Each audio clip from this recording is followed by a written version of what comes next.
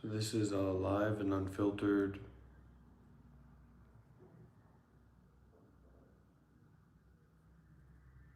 experience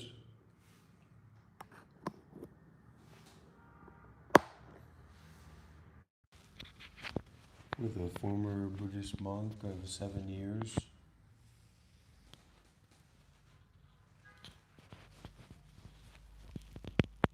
concerned with the path of enlightenment. It's morning time here in Vietnam.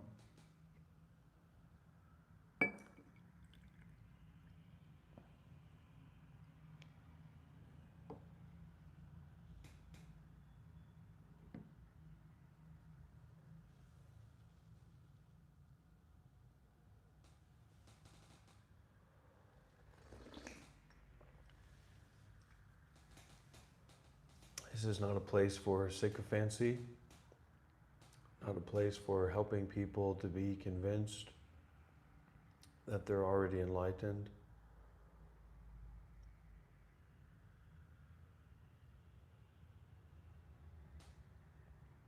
And this is a place and a situation for people that, for better or worse, are seriously concerned with what enlightenment is in their life. And a real Sotapanna Chinath would know that this is not iced.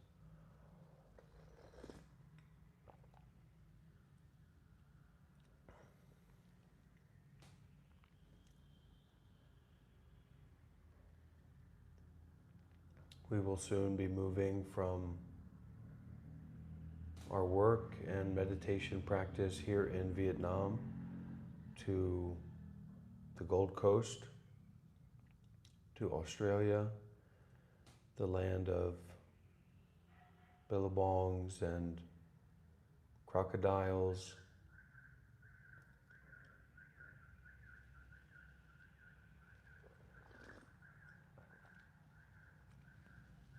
to express gratitude to our donors and supporters that make this work more and more possible to be shared and offered out. Because we do these sessions live, and because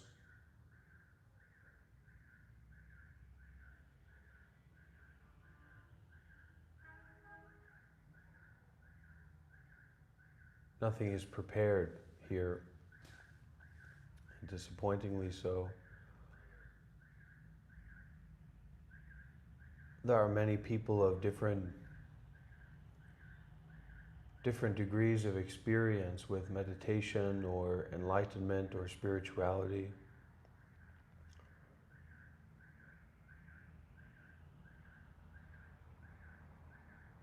So our best tool and resource as a community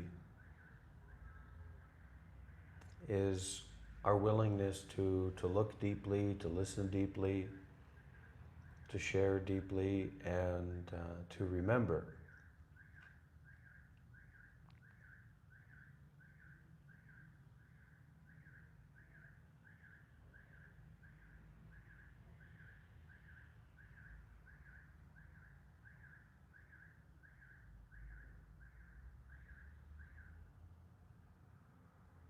To remember the mind that is not based in thoughts,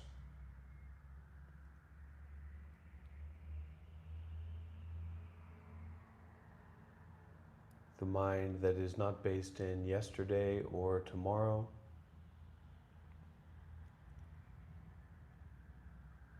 but the mind that is not a thing. The mind that is just awareness.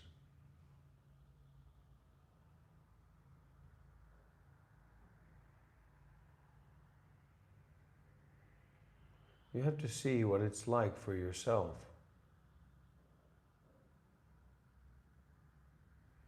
What does awareness mean for you?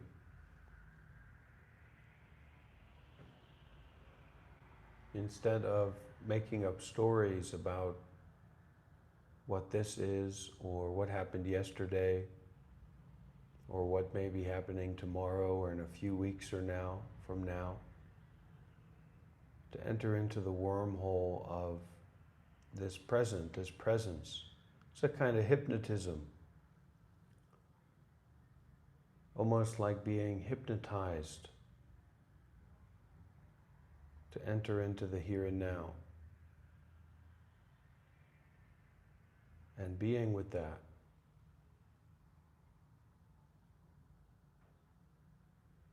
Openness and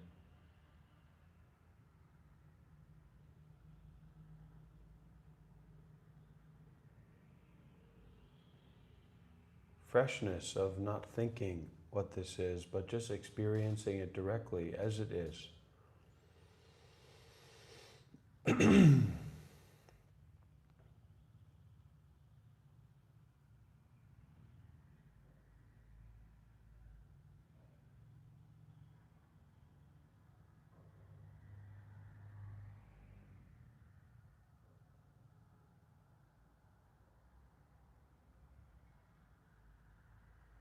If we have questions about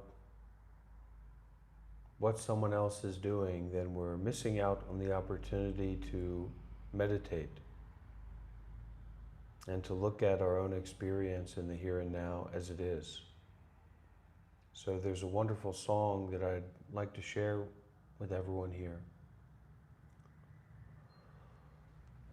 Breathing in, I go back to the island within myself. There are beautiful trees within the island.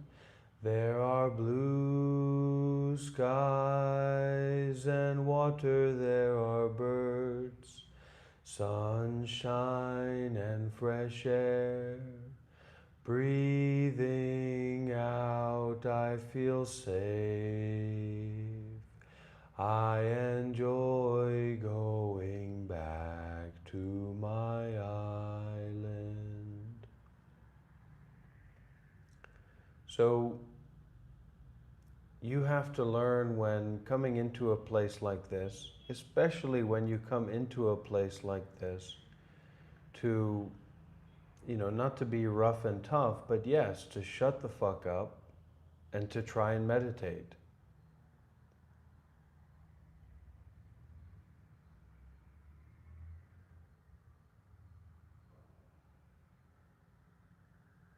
That's also what I'm here to do, what I'm here to experience and practice with.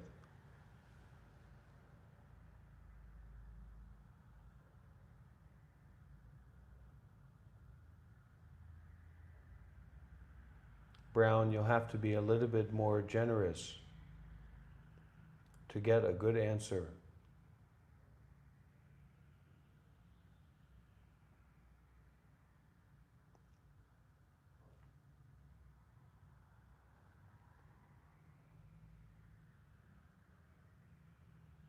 So breathing in is something that all of us have to do. Doesn't matter who we are, doesn't matter what's going on in our lives, doesn't matter if things are going in a very good direction or a very bad direction, if your relationships are falling apart, if your life is falling apart, you have to breathe in. So breathing in, bring your mind home to the body.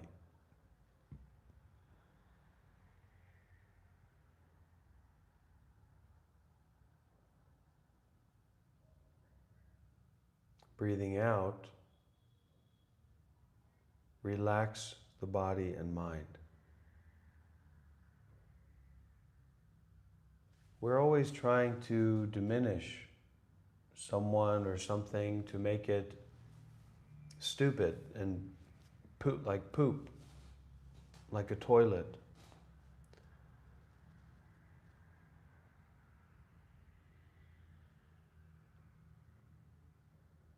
Well, I guess not everybody's always doing that, but it's a common thing. Because our lives are not very profound. We're lacking in potency. We're lacking in depth. We're lacking in authenticity. We haven't looked deeply into this experience, into this moment. And so we're trying to make everything into this kind of AI jibble jabble nonsense. So, Brown, when I said you're going to need to be more generous, it's because the question that you're asking would be better asked to an AI. But this is not AI. This is happening here and now. This is the body and mind of reality in the here and now.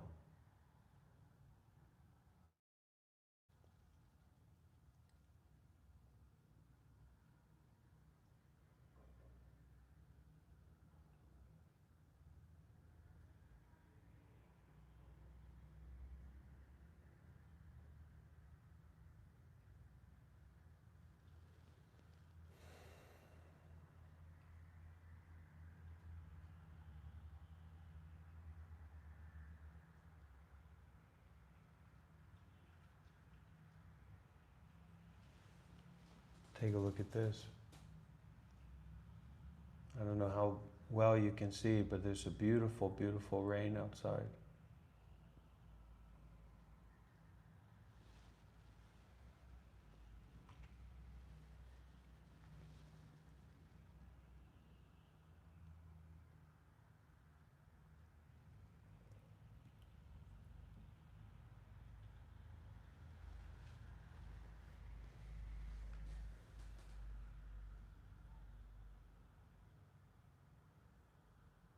Because we want to be successful, we want to have a good experience or a pleasurable experience or a special experience.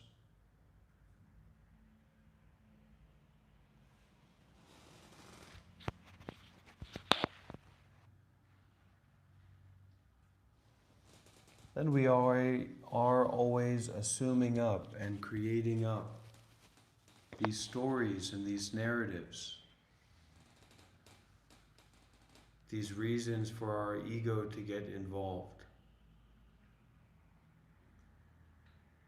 We think that we are aware of our thoughts,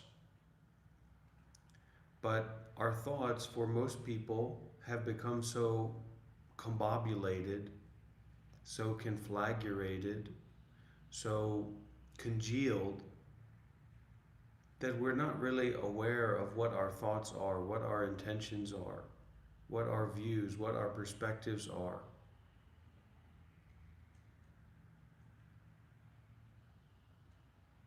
So we act not from a place of awareness, but from a place of discombobulated, congealed thinking.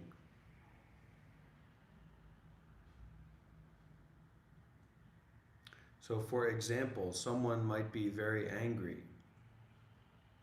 and you say to them, what are you thinking about? Why are you acting this way? And they say, I'm not thinking about anything. I'm not even angry. And yet they're sitting there fuming.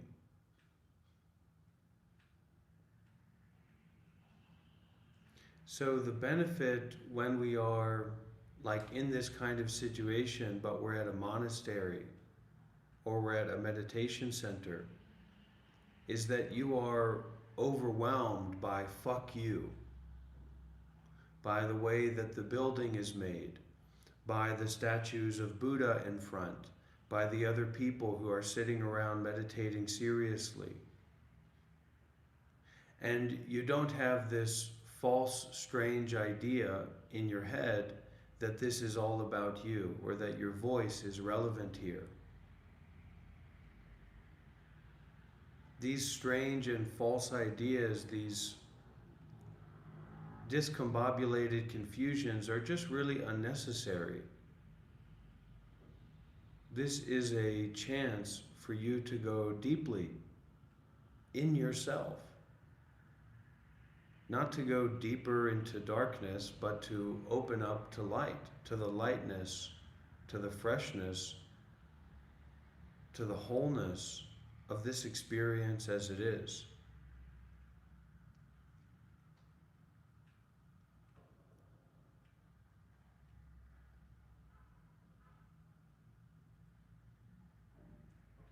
Instead of the heaviness of your suffering, the heaviness of your shallow life, the heaviness of your depression, your anxiety, your complicated thinking.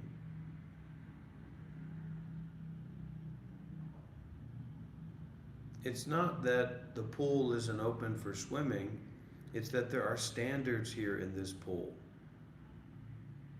Everybody can come and swim, but if you're not even willing to put your legs in the water before you piss in the pool, don't expect for the lifeguard to, pick you up and bring you into the pool and help you piss better into the water. We have to first get into the pool fully, wholly, before we start making a mess of it. Because that's a part of the joy of this process and this practice, is to be pissing and, pissing and shitting in the pool together. That's, a really wonderful kind of experience when everybody's actually in the pool together. Because it puts you in this situation of having to look at the shit and the piss of yourself and your life and the world, and how problematic it is to live in the shallow end.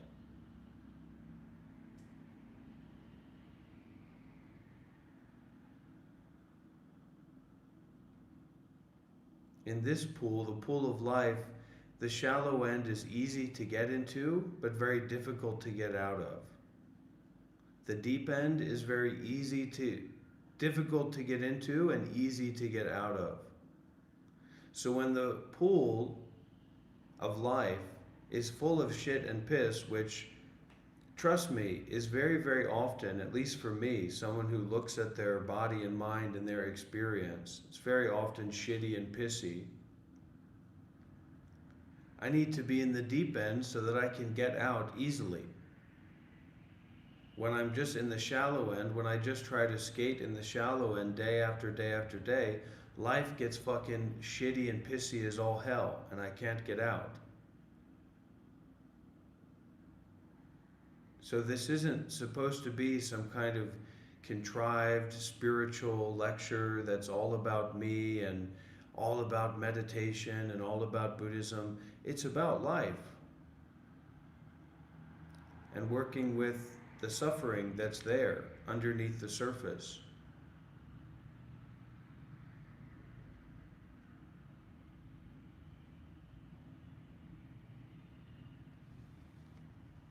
Any kind of shittiness or pissiness that people could bring to this, I'll stop saying shit and piss in a moment, could bring to this situation is,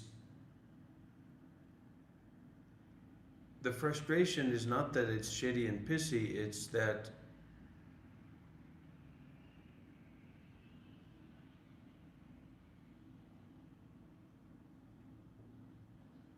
it's not shitty and pissy enough to actually get your teeth around it. And it just becomes another distraction. It just becomes another conversation with AI. I got into big trouble with AI yesterday. Had a whole situation happen with artificial intelligence yesterday.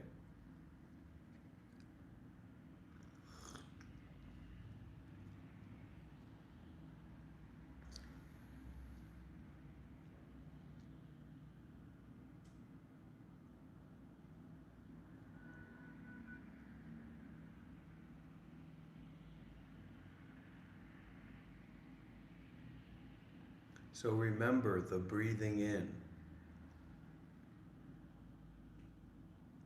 Because there's a kind of, not about enlightenment, not about spirituality, not about special meditation, but there's a kind of like retardation going around, a retard virus going around, where there's this idea or this belief. I think it's kind of been taught and ingrained subliminally and subconsciously to people that your body and your breath, like literally the breathing that's keeping the body alive, your body alive, is somehow just totally irrelevant in all ways to you and your life and reality of your life.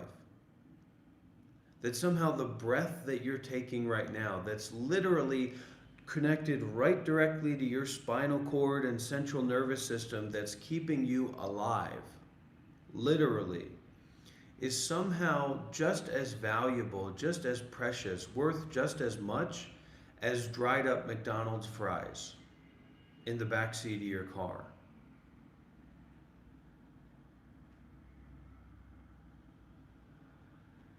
So this breath, now your breath, not my breath, what are you going to do with my breath? It stinks.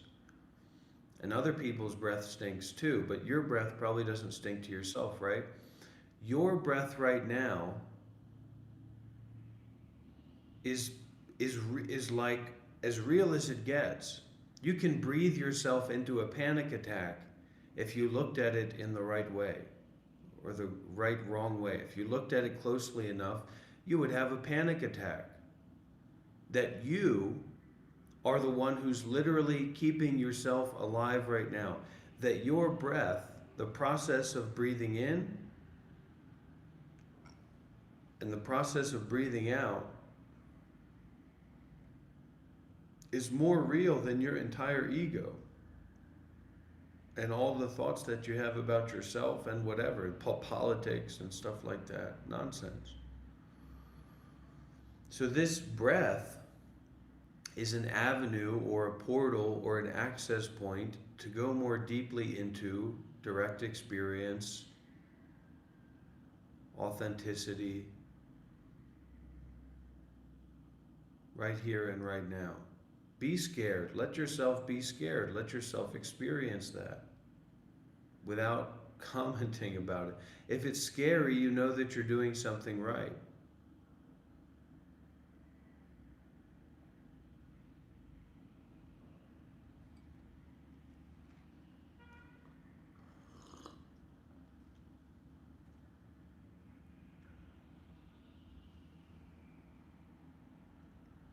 That, Jared and Zachary, is the kind of shit and piss that we're looking for here.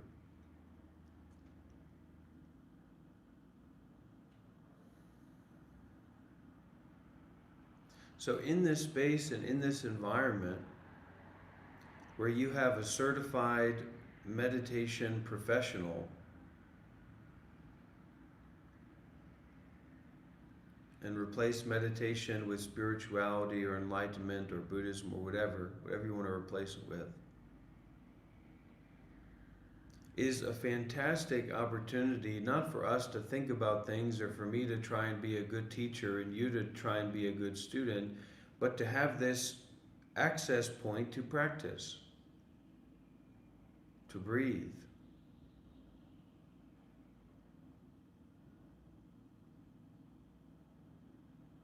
So that we can put ourselves in the deep end of the pool of life. And then once we get to the middle part of the pool, or once we get to the deeper part of the pool, that's when we can start shitting and pissing and splashing around. And that's encouraged. Nobody here's a bigger pisser than me. If you've stuck around long enough, you know that. That's why sometimes we have these kind of low-end trolls that come in and try to make it this way or that way, and it's just such a shame, It's like, are you here to learn how to be a better troll or not?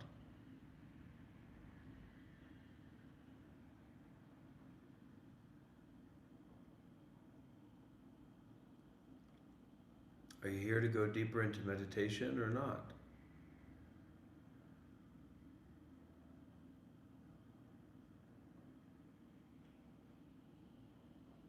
So instead of getting confused or fixated on the ideas of the breath happening to you or you breathing, just give that concentration, give that attention, give that presence, give that incense stick smoke to the breathing now.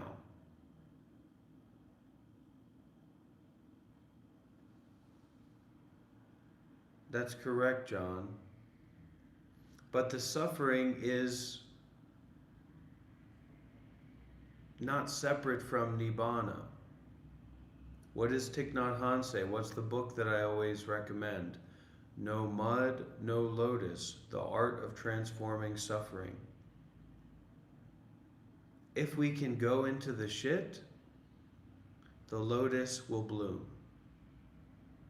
That's the way that it goes. If we can't go into the shittiness, then the lotus flower cannot bloom. No shit, no enlightenment.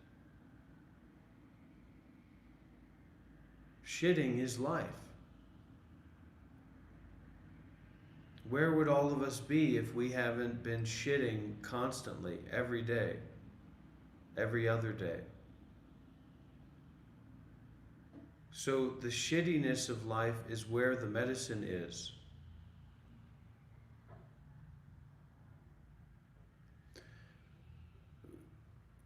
So before I started on this journey, I was, like borderline psychotic. And my life was really pretty horrible in so many different ways. Psychically horrible, socially horrible. My life was just a nightmare. It's really, really shitty. From going on this path, I've experienced a much higher level of intensity of shittiness, but it's in a shorter period of time, and it turns into this access to release. And so as we continue in this journey, we purify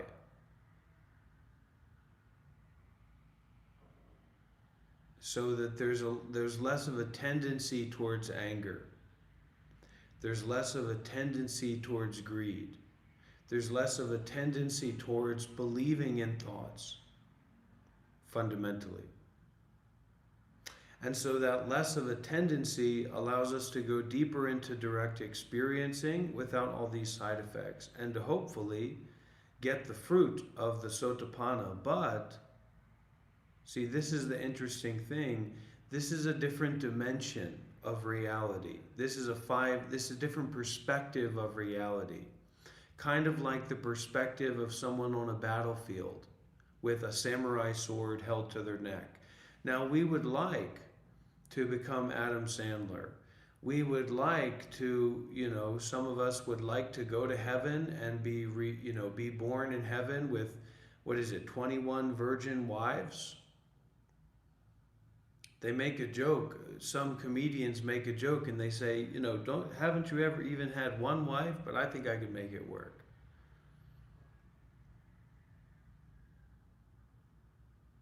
So we have that inclination. It's like a biological inclination to keep living.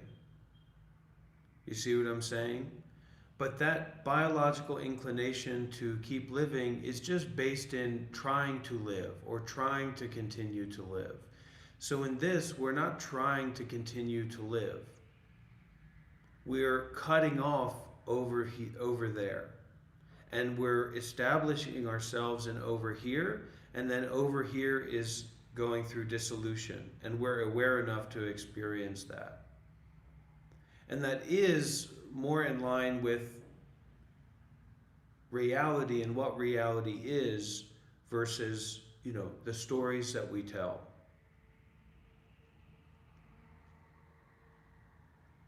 Sure, it will seem like that. But really, it's a matter of our values and what we're really trying to get out of this. There's different paths. There's a path where you want to make more blessings and you want to live a better life, and usually that extends towards others. naturally, even if it's a small way. And then there's the path towards nibbana, or the ending of suffering, the ending of thoughts, the ending of stories, the ending of identity. So this is kind of the discrepancy between living as a normal person and living as a monastic. And so the normal person, the monastic, is just a form for the formless. But you can also arguably do it as a, somewhere in the middle, or, that's not for sure. But what you're really finding out as you get further into the path is how serious you are about this. Because this will take your whole life. This will take everything from you and will give everything to you.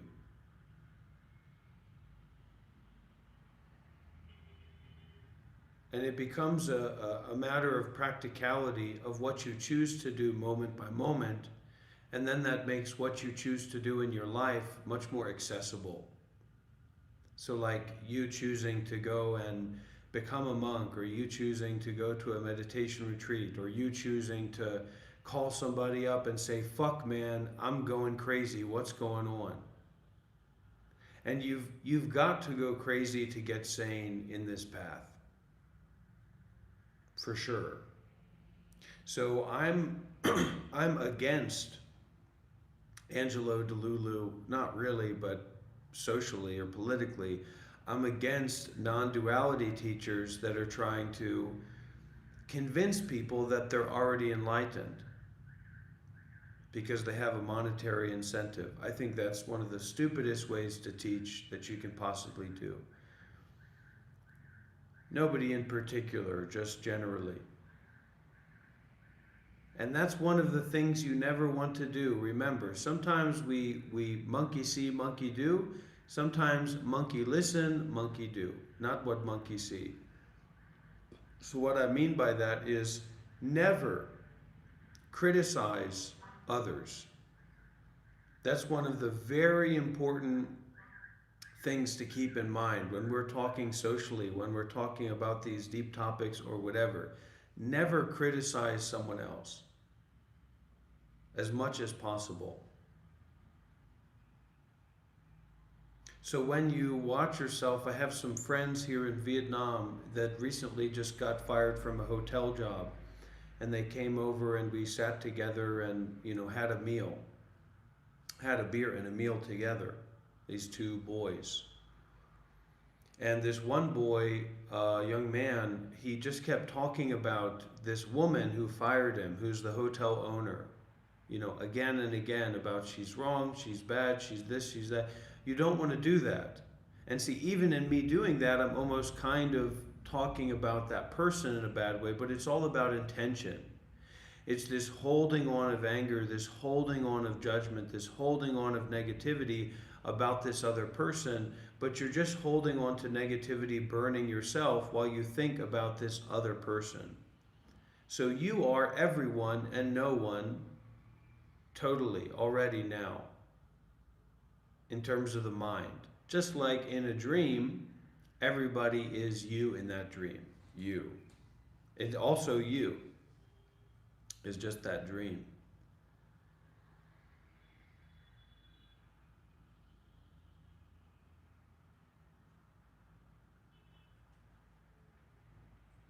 So as we get deeper into this revolutionary perspective of Zen or enlightenment or mindfulness and detachment, we stop dreaming or thinking about thoughts, and we either cultivate thoughts, remember, we cultivate thoughts, or we reflect upon serenity. Listen, all your thoughts are retard thoughts. Okay? So our practice here, the real practice that's being transmitted here, the real exercise that's being transmitted here, I have my own problems in being a teacher or being the presenter. You have your own problems in being the student or being the listener. cultivating thoughts, culling, to cut thoughts off at the root that have arisen, and to prevent further thoughts from arising. And you have to be generous enough to not be dumb enough to convince yourself that you don't know exactly what I'm talking about. You see what I'm saying? That is the joy and the blessing of being concerned with the Buddha, the Dhamma, and the Sangha, or being at a monastery, being at a temple, being around monks, etc. Okay? And if not that, then reflecting upon serenity, or reflecting upon the fineness of awareness as it already is, of life as it already is here and now.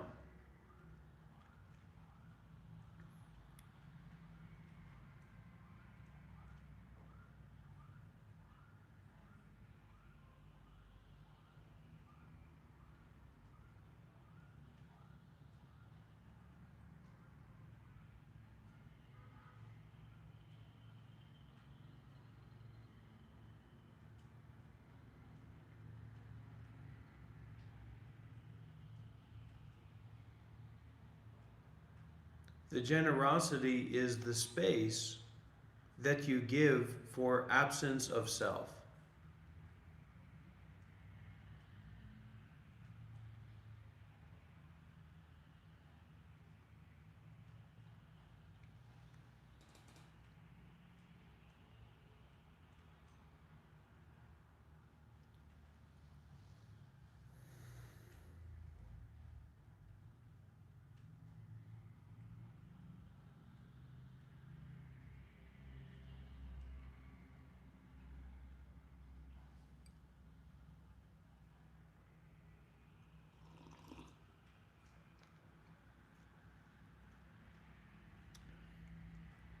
Interpersonal dynamics are not safe for generosity. Generosity is not transactional. Generosity is not based on self and other.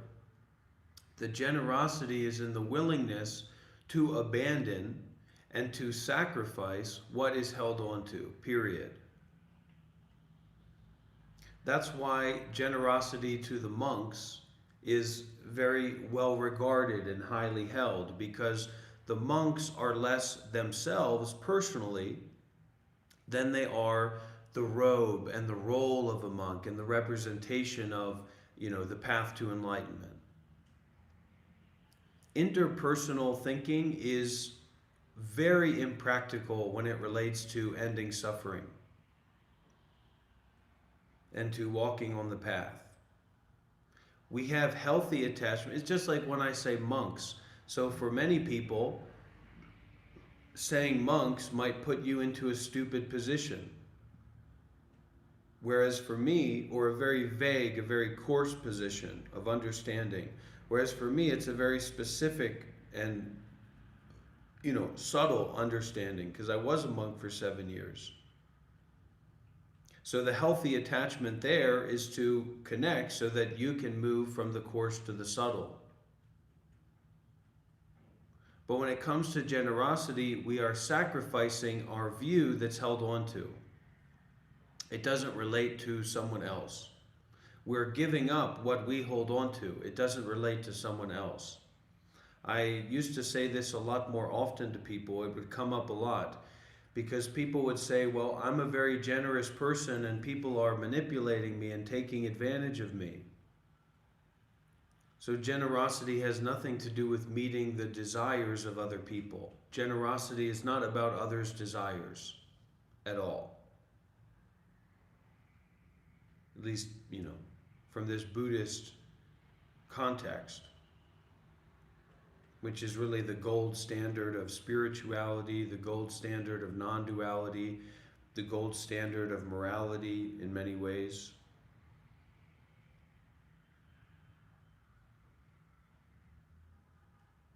In fact, in a deeper way, your tendency to be taken advantage of by others is your lack of generosity.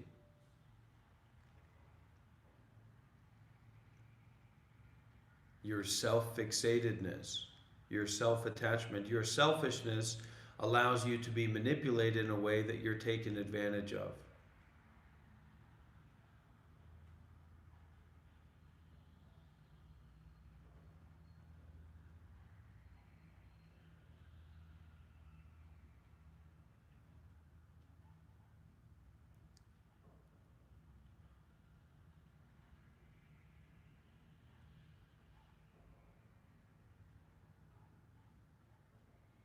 Because the situation that we're dealing with right now is not thinking our way through life and identifying these absolute perspectives and positions that we're going to skip and hop on over the, this pool of shit and piss. No, we are in the pool of shit and piss. We are in the suffering. And we can't get out.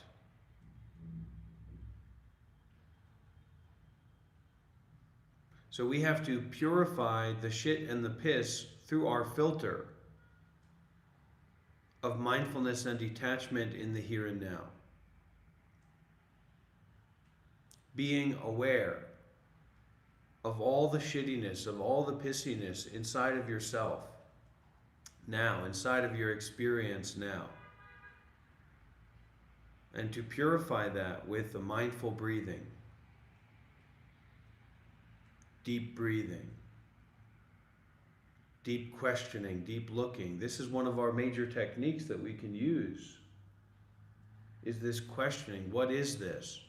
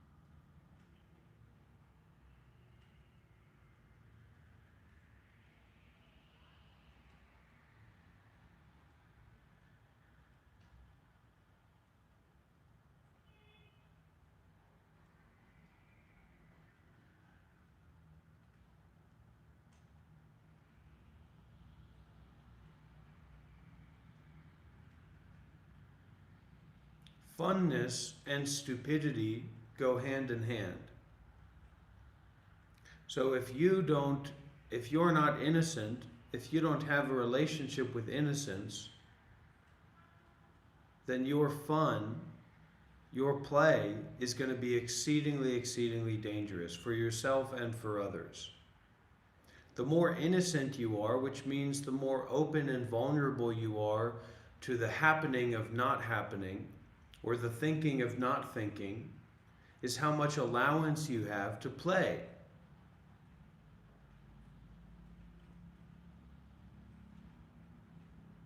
To have fun. Otherwise, it's very dangerous to be stupid.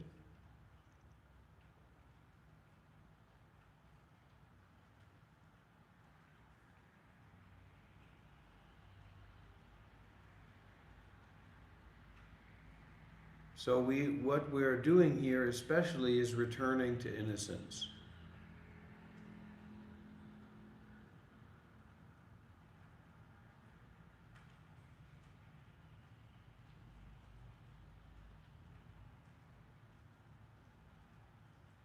I'm sitting here getting high.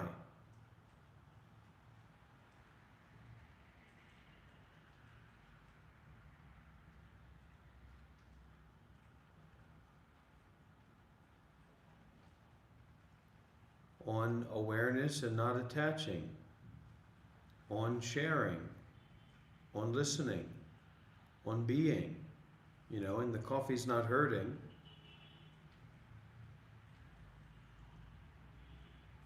But I'm coming home. I am remembering who I am. I am remembering awareness.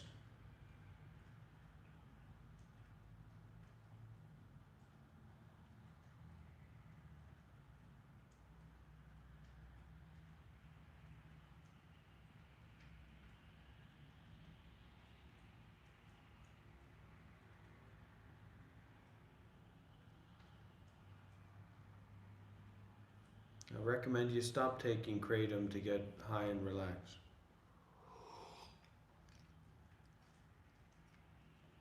But there are worse things out there.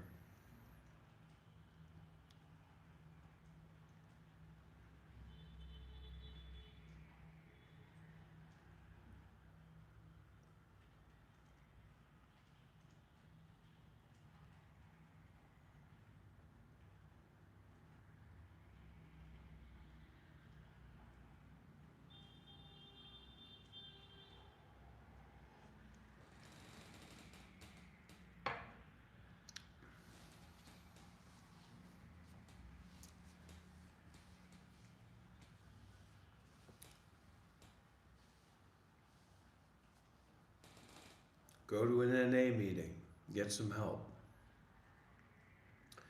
So this awareness or this not thinking is a knife. You have to sharpen your knife. You have to sharpen your capacity to cut through thoughts.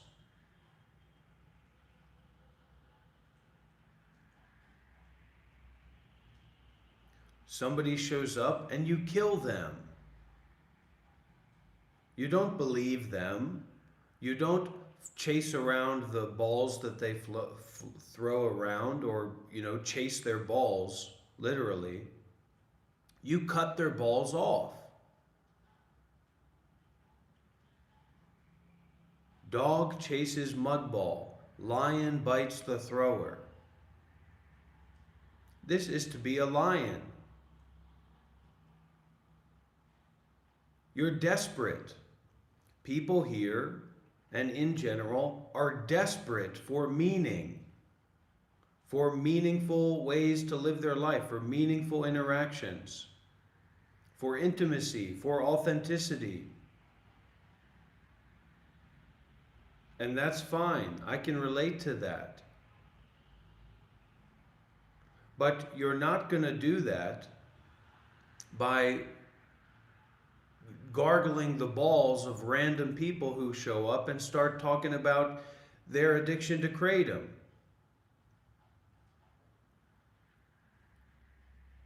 Cut them. If you find their balls in your mouth, bite.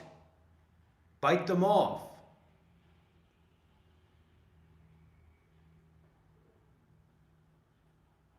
Now, that's the practice. The principle is to cut thoughts. To cut thoughts at all. Non-practical, complicated thoughts, as a meditator, is all thoughts, unless you're practicing metta, unless you're practicing loving kindness.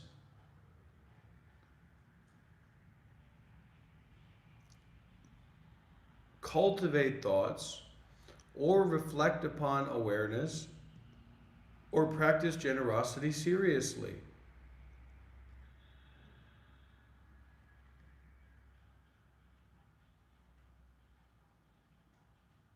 We're looking for an excuse. We're looking for a reason to get out of this situation, to get out of this experience, to go back into our compulsive activities,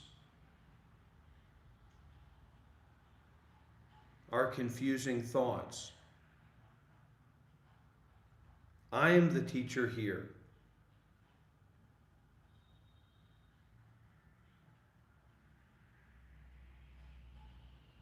Try to not overstep me. Try to not engage with random people that come in here making noise as much as you can. Because there's no one else here that's going to help you with your practice except you. And if you consider me your teacher, then this is a place for you to practice seriously. This is a time for you to practice seriously, not look for another boyfriend or girlfriend or whatever. You have to fight during this time.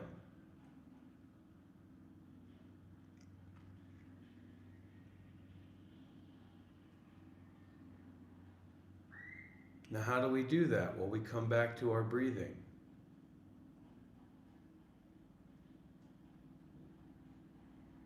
We feel the pain in our bodies.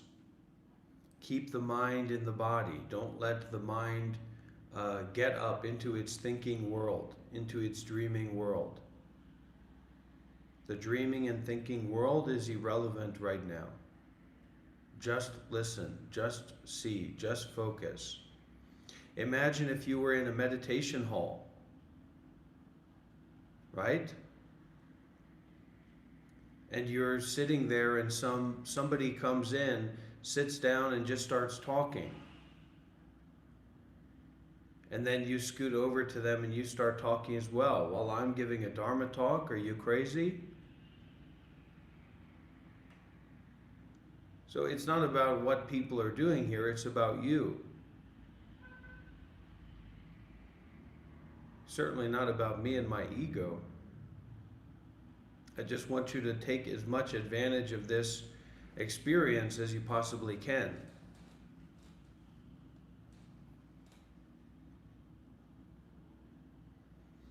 Kill her.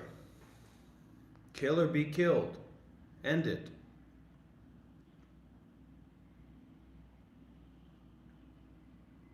Ignore.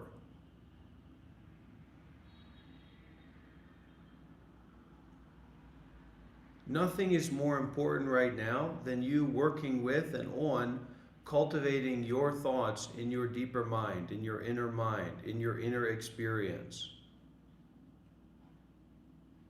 Don't let the ego or compulsive thinking find an excuse for getting involved with something appearing here.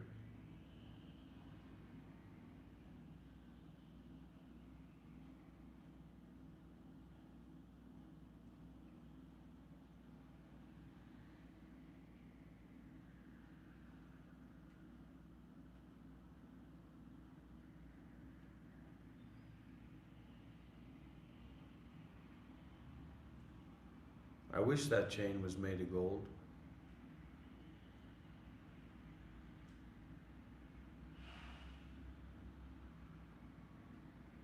We have to get out of the mindset of equality. The equality mindset is very bad.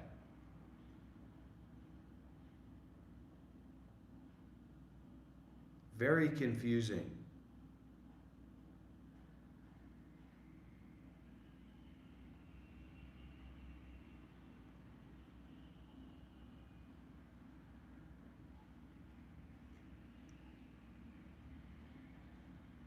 Just because I do something doesn't mean that you can do it. Just because you do something doesn't mean that I can do it. You get what you're owed. You get what you're earned. You get back what you give. And why are you focusing and thinking so much about what others are doing and experiencing anyway? This is a time and a place to meditate, seriously.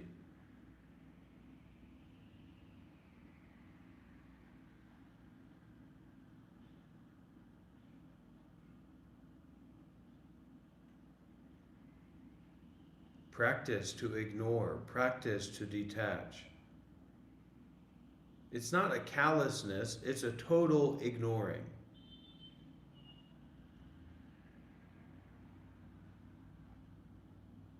It's total uninvolved. It's totally nothing at all to do with it at all. A zero-sum game. Callousness is when you get into the negative about it. It's just zero. And we as a community need to know how to practice that, to hold the space for, excuse my Dutch, retards.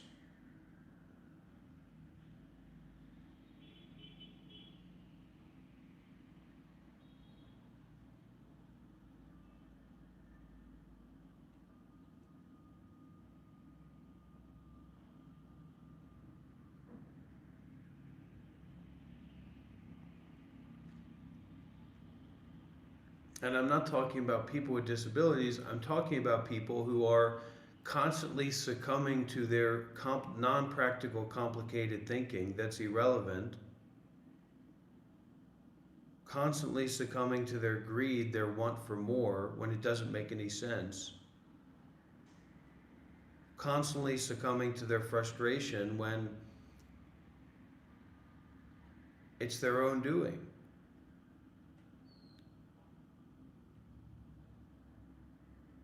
So, in the same ways, we have to ignore, we have to cut our own compulsion and belief in BS inside of yourself that keeps you suffering, that keeps you dwelling on the way that things happen to be right now, instead of embracing it and forgiving it and ending it.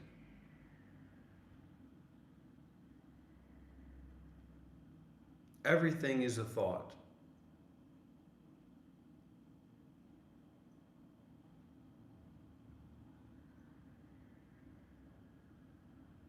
So cut everything.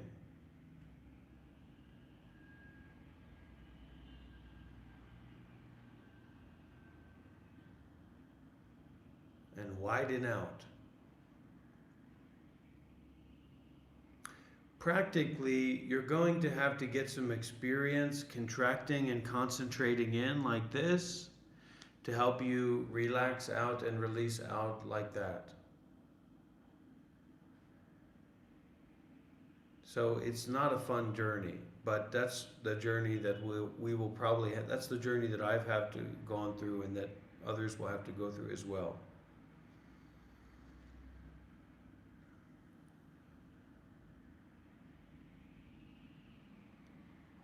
So learning how to contract and release both are ending themselves anyway.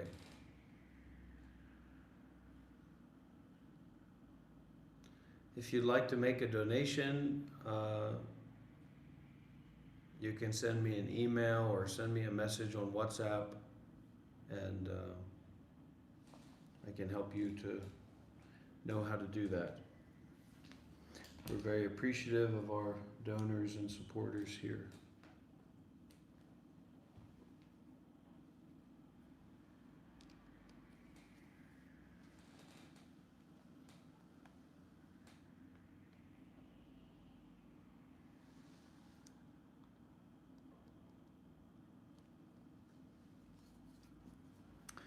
Just send me a message on WhatsApp. Don't be a retard.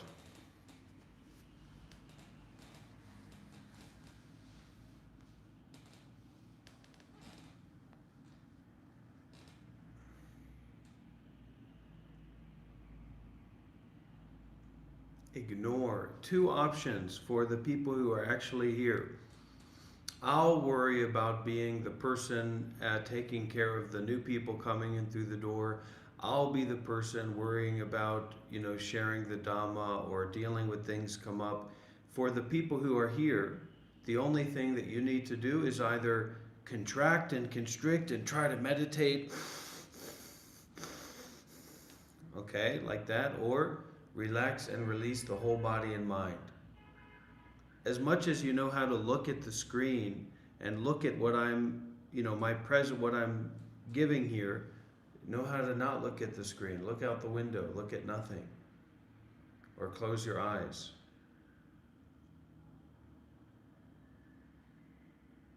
All of this going together, all of this working together.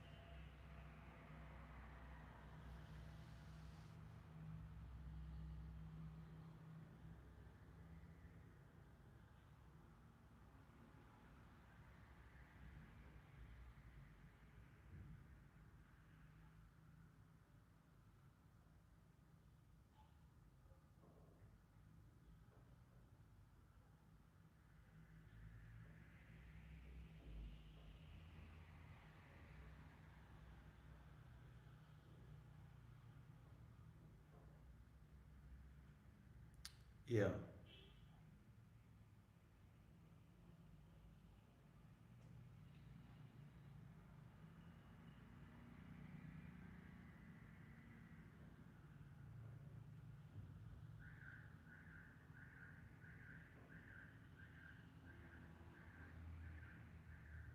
We have to detach. We have to forgive. We have to abandon. We have to ignore, to penetrate into awareness is remembering what is neither penetrated nor not penetrated, what is not you or me, self or other, the world or someone in the world.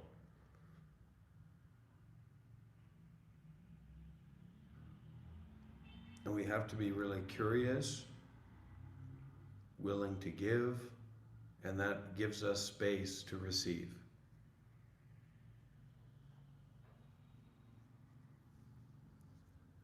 You know, it's not about viewers or if we have a day full of a lot of interesting, fun activities or if things seem to be going well or not. It is about awareness, remembering awareness. Why is it about that? Well, that's what Bodhidharma said. But you have to see for yourself, what is it like to remember? What is it like to realize awareness? What does that mean for you? For me, it means nibbana, it means liberation.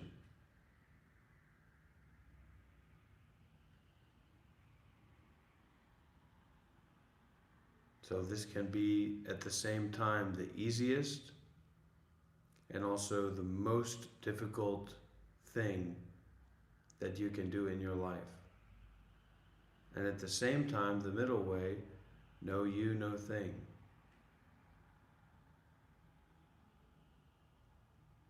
Not someone, not something, not some situation.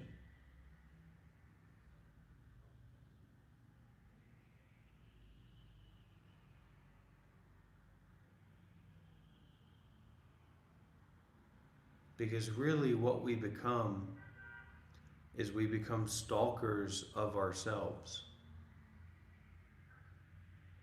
We become complicated thinkers of ourselves. We become the judge and jury of ourselves. So we have to stop that. And then we get triggered by people in the outside or people in the world who make us feel that way. But we're only connected to that because we're used to feeling that way inside of ourselves, being that way towards ourselves. This kind of super ego that we develop of judging, of thinking, of theorizing, of making up story.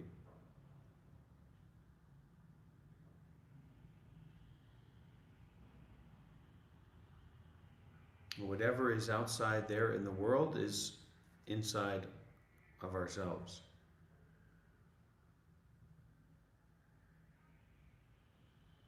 And you can go along and along and along, distracting and disassociating and discombobulating and whatever, playing games. But this shit ain't a game. Life will fuck you up, for sure.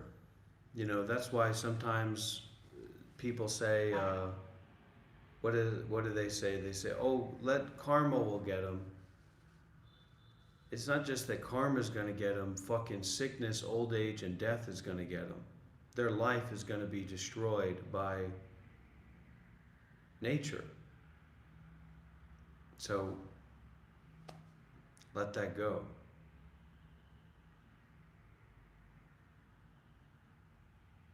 Don't celebrate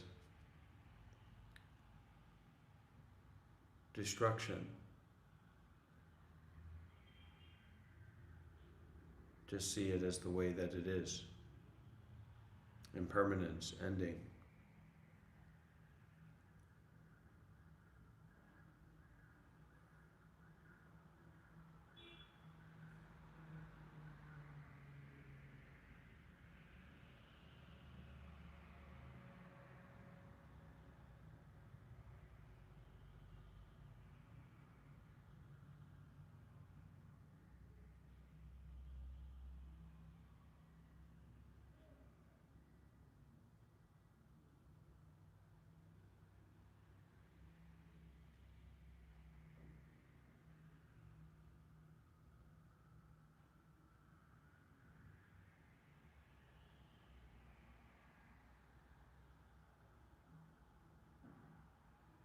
And if you want to develop, if you want to grow in this way, you're going to have to get out there and have some real human interaction. Attend a meditation retreat, visit a monastery, and also you can have a bigger mind about it than that. You know, you can go and join a meditation center. You can become a monk or a nun.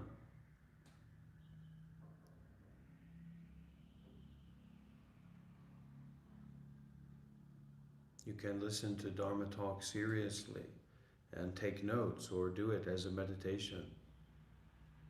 You know, I would benefit from doing that. I would benefit from practicing that, I'm sure.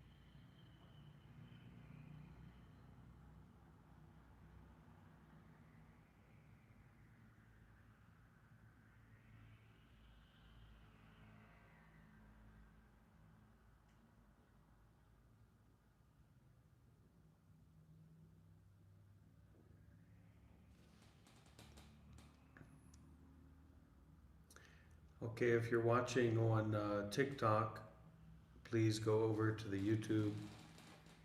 You see?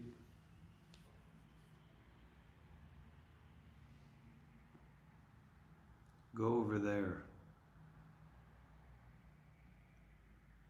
YouTube channel is Monk Life Meditation because this phone needs to be charged. Monk Life Meditation on YouTube. Take a break from TikTok.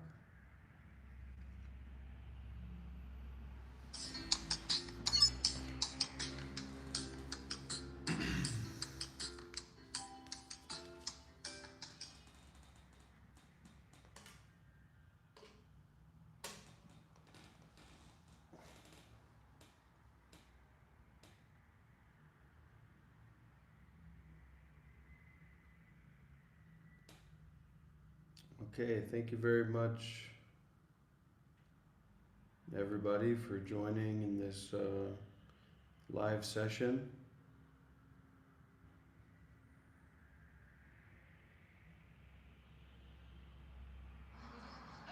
Do we have any questions or anyone like to share anything? What's going on with their practice as of late? Maybe today we'll do some meditation together, I'm not sure.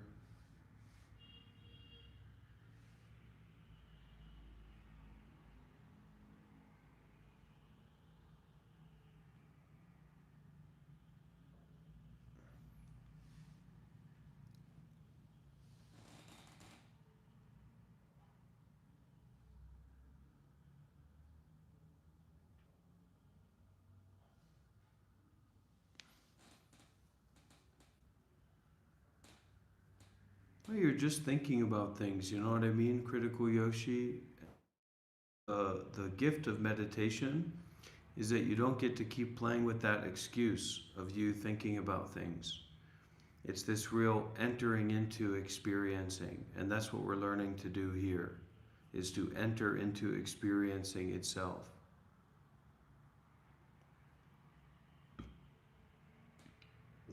But you have to look at in what way are you practicing generosity? In what way are you practicing the virtue? You know what I mean? Are you being mindful instead of just being involved in things? In what ways are you, attempting to meditate and attempting to cultivate instead of just going with the flow?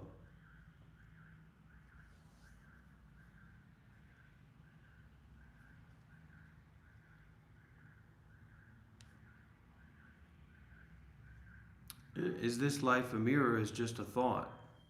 You're looking into the mirror right now, so what do you see? Then you focus on all these different blemishes and this and that, but you're seeing yourself.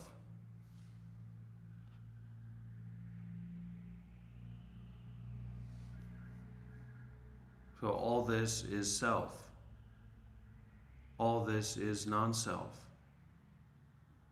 Are we meant to fucking masturbate? You know, what do you mean, are we meant? There's no meant to.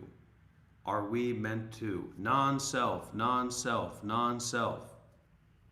Okay? You're meant to remove your head out of your ass. Non-self, non-self, non-self, non-self, non-self. Listen to Dharma talks. Listen to guided meditations from Thich Nhat Hanh, from Ajahn Brahm. Focus, focus, practice, practice, practice.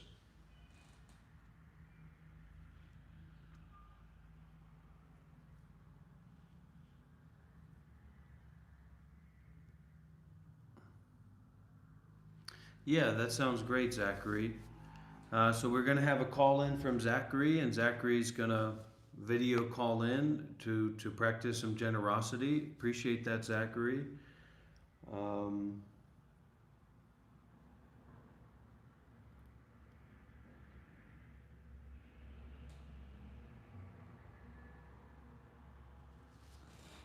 not supposed to do this, but let me go and take a potty break.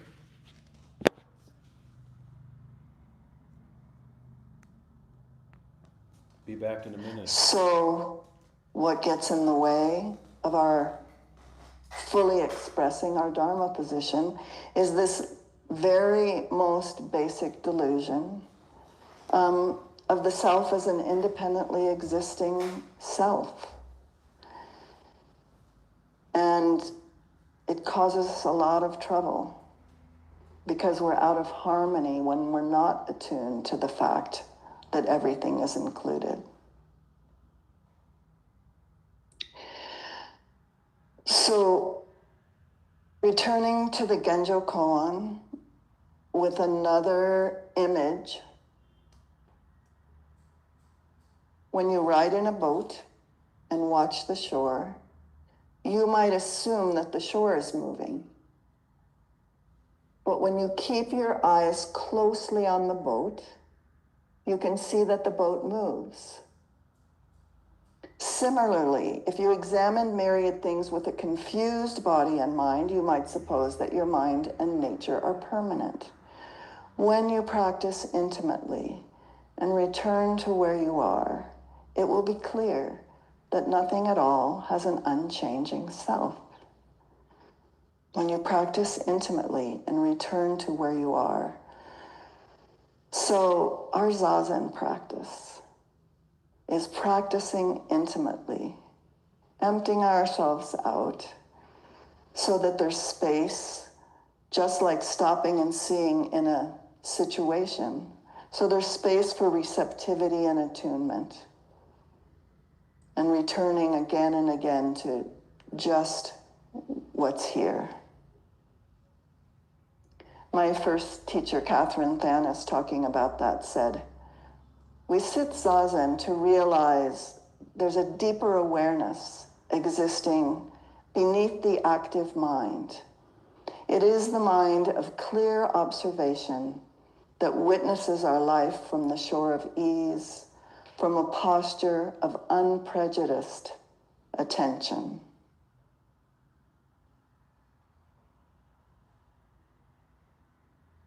Not thinking, or Zazen, is how the universe thinks.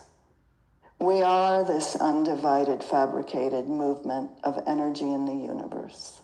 Let me read that again. Not thinking, or Zazen, is how the universe thinks. We are this undivided, unfabricated movement of energy in the universe.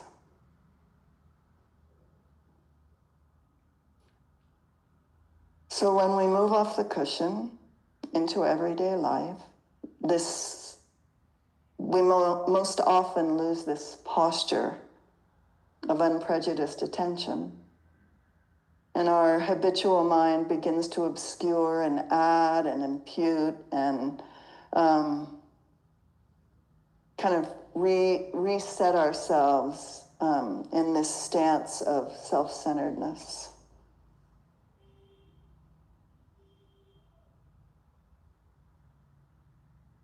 The problem with all this imputing, making stuff up, as we say in our family, we say it a little bit differently, but I'm going to say making stuff up.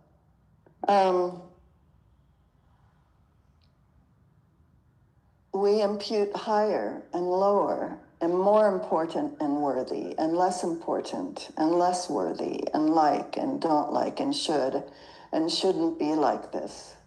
And it's extra. And it separates us, or we separate ourselves, and it obscures our original wisdom. And we can become very unskillful when we act from this.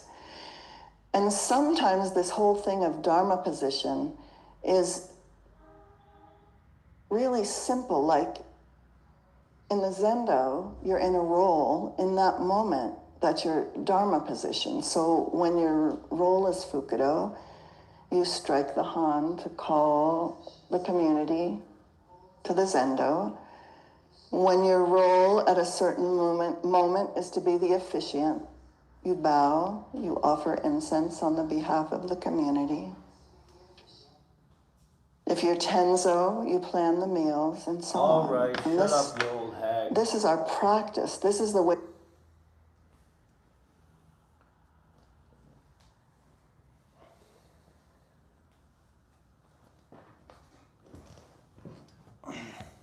Come and get me.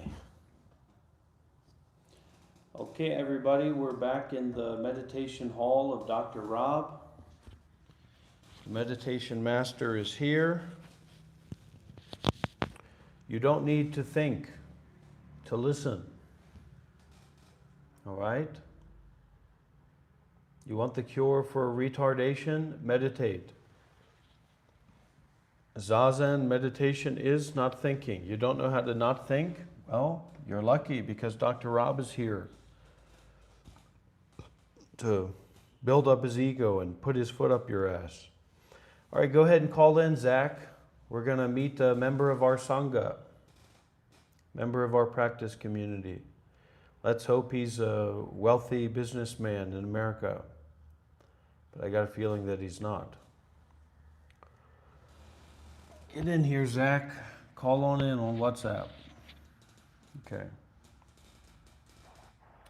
All right, Zach, nice to see you. What's up, Rob? What's up, brother? I didn't hear you. Nice to see you. Nice to see you, brother. Where are you at right now? You're in your car? Yeah, I'm leaving work right now. I'm out front of Home Depot. I gotta grab a couple materials. Okay, good. Can you introduce yourself a little bit of biography about Zach?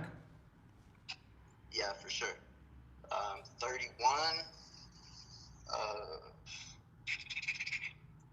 I am a musician. I play guitar. And I work construction. Do all trades. And let's see here. Yeah, man. I don't know what else to say. Had a lot of experience with psychedelics, and Yeah. not sure what draws me to this channel. You know, I don't have meditation practice down whatsoever. It's been years since I meditated, so.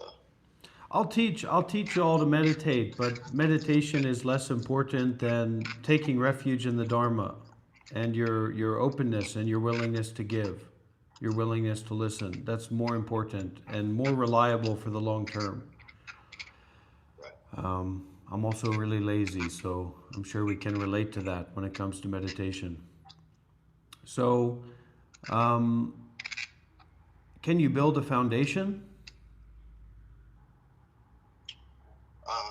In construction, yeah. No, I don't lay concrete. But you could do it. You could figure it out. I could. Yeah. So it's a good person to have on the team. I can build a house. Yeah. But Well, foundations are easy. You just ChatGPT it, and you don't no regulations like over here in Vietnam and in Southeast Asia. You know what I mean? It's no regulations. yeah, If you can do it, you can do it.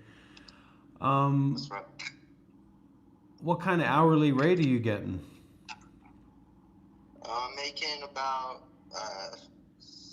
30 something an hour. I take home 280 a day. Yeah, that's great. But taxes are hell, right? They take they Yeah, I'm 1099, so sole proprietor. I pay all my own taxes. Okay, so they'll come for you later. They They come for will. you later, yeah. And you have a house or something, mortgage, or you just got an apartment? I have an apartment in Huntington Beach, which is like a pricier area, Yeah, yeah, but I'm not in the ghetto, so yeah. that's nice.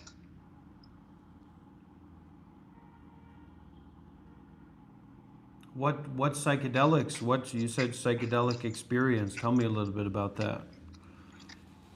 Yeah, when I've always just been really fascinated with psychedelics since I was, in high school. Um, and then I turned like 17, and an acid connect came around, and I just started doing multiple hits of acid multiple times a week.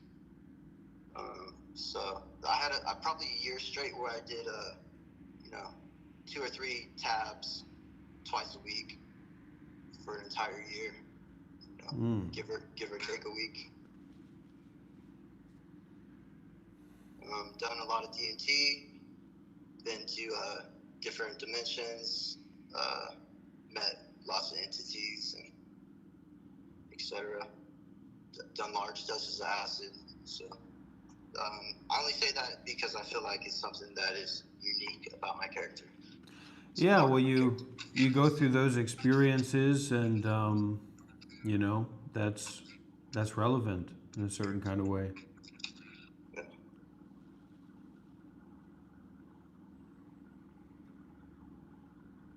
But there's an irrelevance of it as well because we might meet some like my master. You one day you might meet my master, who's this monk from Myanmar, and he's a super DMT entity. He's a you can't imagine the kind of he's spent countless hours with dead people, dying people, literally people dying and being there as they die.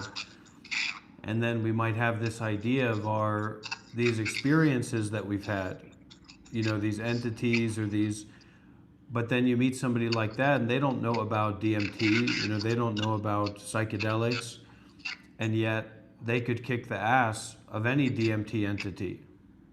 So Yeah. it's like we're meeting a DMT entity face to face, and then we're trying to talk about DMT. So the listening is kind of an even more important part of generosity, and that's like the generosity of meditation. Just to listen to the DMT entity of moment by moment sensations. Yeah. Yeah, I hear you. So we're kind of in a more difficult position, and it was even like this when I was a monk, for all those years, because as Westerners we don't have the cultural background for any kind of spirituality or meditation or spiritual people, so we're very skeptical, and we don't know ways to build up these relationships based on community of practice or community concerned with enlightenment or having a teacher. So it's kind of a work in progress how to develop the infrastructure for that. Building long-term relationships, and then the practicality that should come from that, because we want a lot from something like this. You know what I mean? There's a real lacking in Western culture and society in having community and having resources to spiritual life. And we're builders. We want to build something. That's our human nature, especially as a man. you know. Yeah. Um, and it's one of the reasons that I, stepped back from monastic life, because, it just felt like there wasn't really any major development coming out of all of that giving and all of that service, over that Yeah. time. Yeah. But It has been like, I don't know how to act to contribute. So as I've been, listening more, you've been explaining, your concepts, and so apologies for being annoying from time to time. no, it's no annoyance. It's just because to some degree, and I got to watch out for this, but some part of me says, I've got these annoying people, not talking about you, but just in general, and, they say they're really serious about all this and they're really getting a lot of value from these sessions and these teachings. And then it's like, I know that those people are not reliable, they're just going to drop out. So there's a part of me that's like, while you're here, fuck you, pay me. I don't care about your, you say you have this commitment, or you want to do this later on, or you want to help this way later on.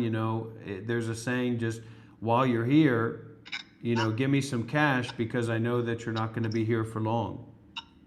Well, And it's YouTube for you as well, so I understand what you're dealing with. yeah, so I have to watch out for that mentality. But the real intention is mainly to build community and have more connections with people who, have skills and have experience, and want to support building community. That's the big thing. That's the major thing in what I'm doing here, which is taboo in a sense, because you're supposed to just be like a content creator, or you're supposed to be just trying to teach about Buddhism or meditation, and then you leave people alone, or you leave them to do whatever they want. But I have a much bigger vision about what the practice looks like, and how to practice for the long term, and how that can benefit not just me and members of the community, but how that can benefit a lot of other people as well. That's where my passion is.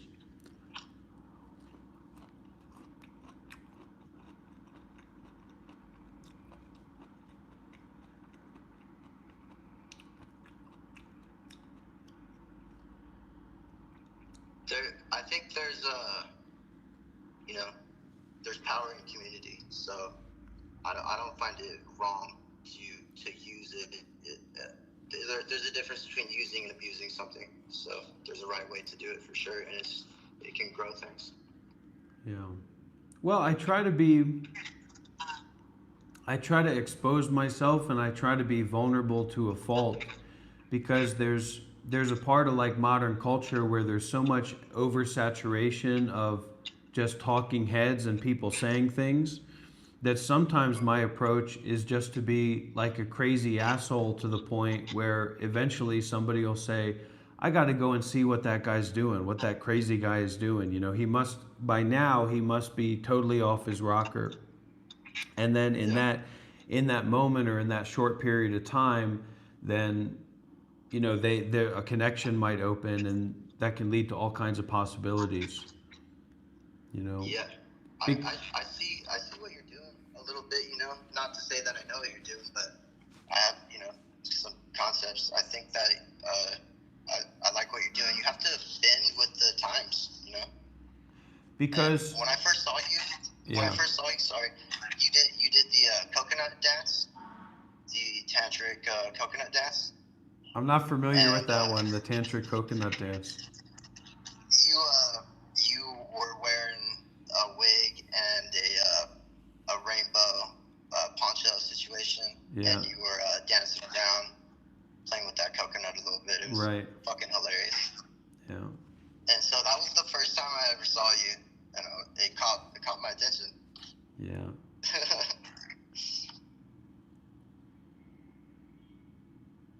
Because my intention is very much to like activate people.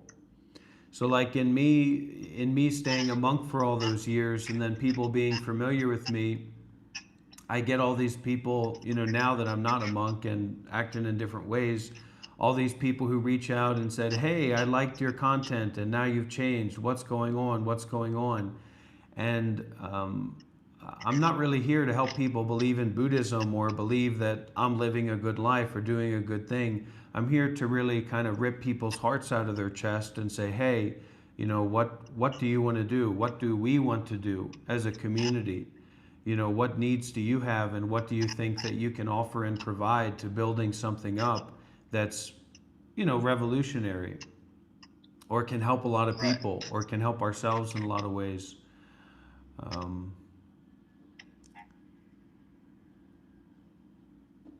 because I feel like there's a I just want to say this, there is a deception here, the deception of self. And because we're Westerners and we don't have this background in any kind of faith in deep spiritual teachings, this deception of self is a very confusing situation. Because like if I'm more in line with reality as it actually is, then that means that I'm the DMT entity and you're the person who's experiencing that. But I don't think that I'm the DMT entity, and I don't think that you're someone. So there's this very subtle habit energy and biases that are in place. Whereas if I'm the teacher and you're the student, then my biases in one way or another are going to impact you. So it's almost like we have to become more comfortable with being vulnerable and being influenced and use this basis of generosity to make decisions rather than can you repeat the last sentence there? You broke up on my phone. yeah.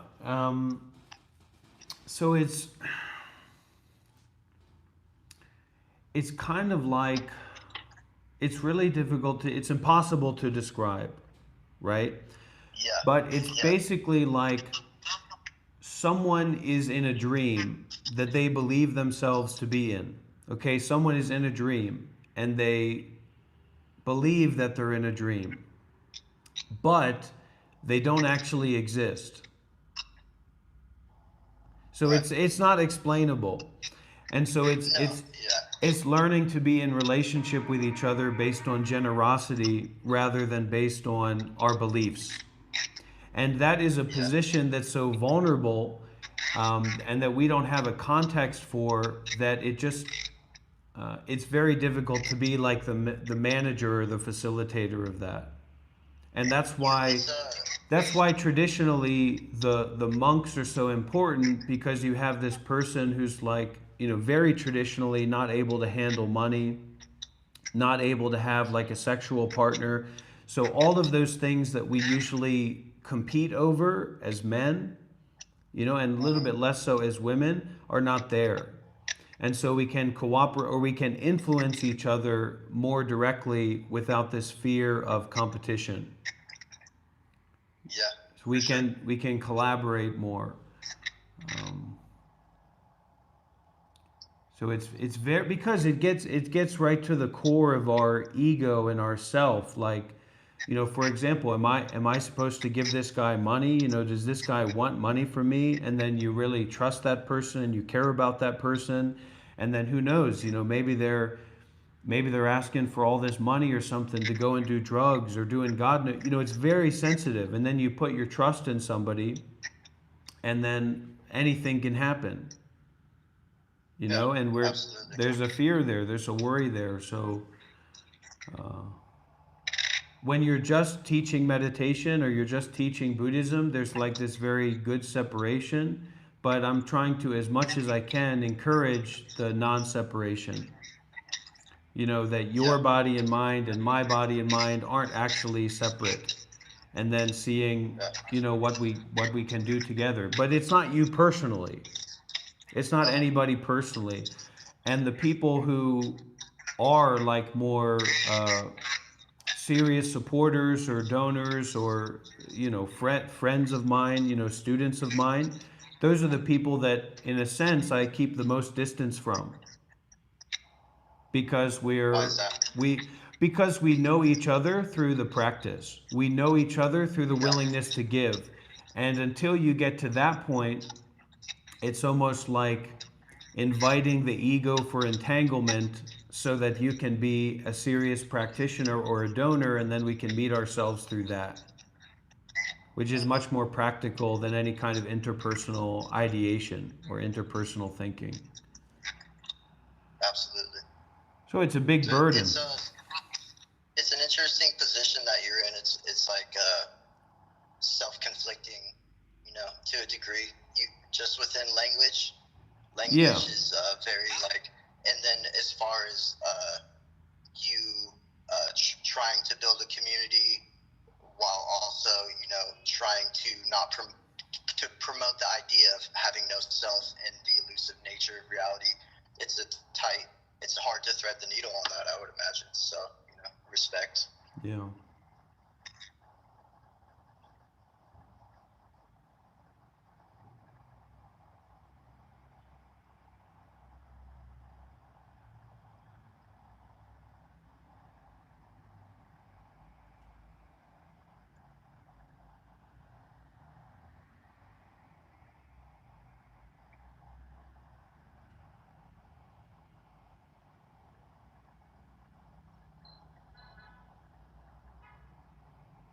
Okay, Zach. Thank you for calling in. Yep. Thank you, Rob. Thank you for your time, as always. Yeah, just let me know if anything comes up or you need anything, all right? Thank you, brother. Thank you. Peace.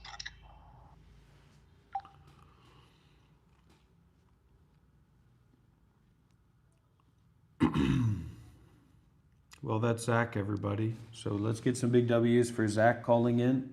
Much appreciated.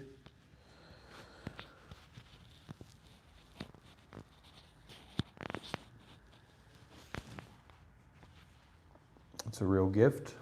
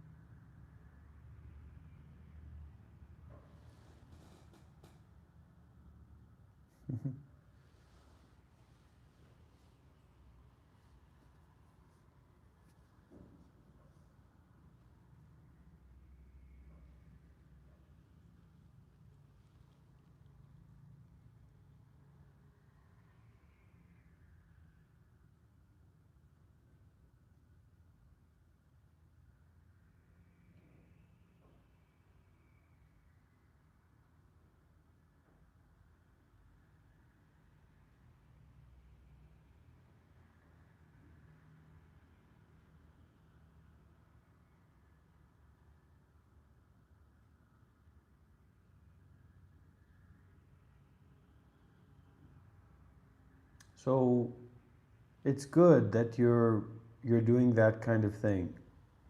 But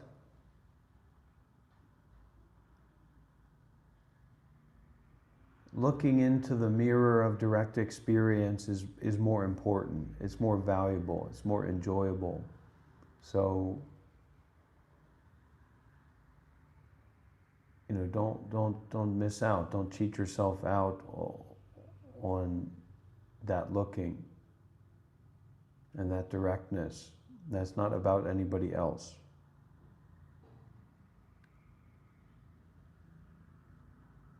Even if you have a good intention or a good idea, even if what you do works, that's not really you. It's not really who you are. It's not your direct experience. If you look closely, if you dare to look closely, to look into the mirror of everything right here and now. So here we're daring to do that. We're daring to look directly.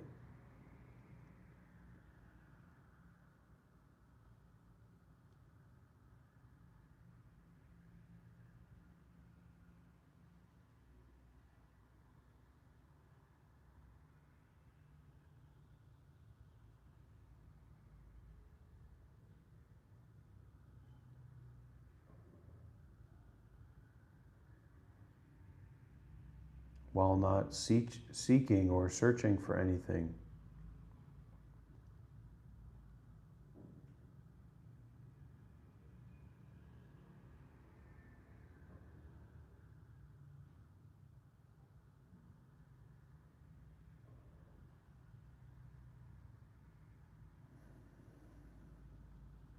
And we can't always control our lives or what happens, and we have to kind of be honest about that.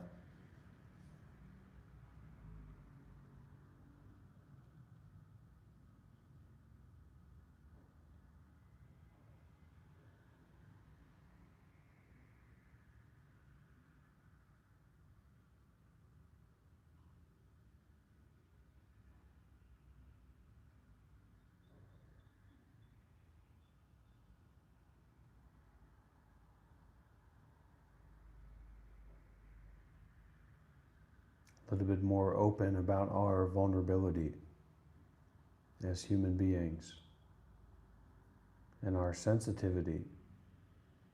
We put on like a big mask to the world and to ourselves that somehow we're always going to be in control, or we're always going to be in a position of authority, or we're always going to, kind of be able to deal with life. But how do you deal with death?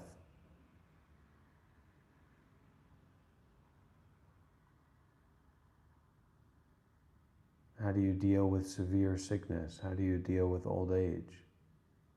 We put on this big face. Well, what happens if you get a really bad stomach ache? And that's no joke. Raise your hand if you've had fiery hot diarrhea on a bus in Southeast Asia with nowhere to go and nothing to do but sit there and suffer. So we should learn, we should know how to sit there and suffer, or to sit here and be with exactly what is now, because life is going to force us to do that.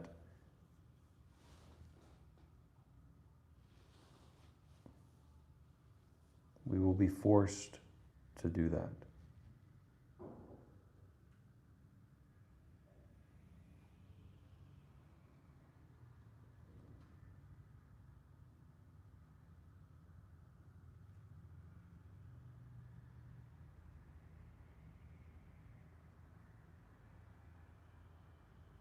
Let's listen to this Dharma talk together from Hillside Hermitage. Who here is familiar with Hillside Hermitage?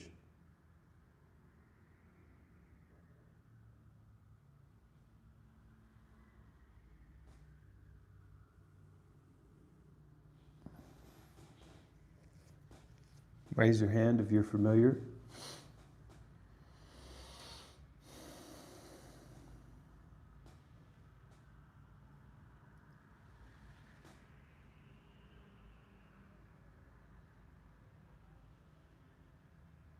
Okay, well, it's only a YouTube type away. Check it out sometime. All right, let's listen.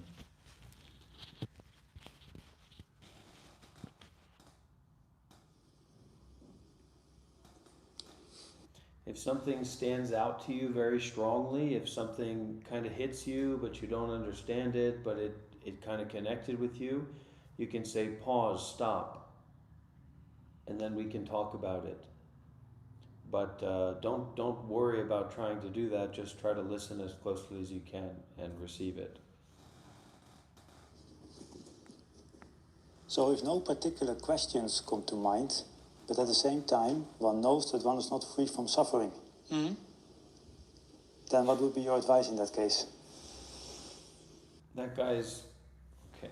I'm also just gonna listen, but that guy's kind of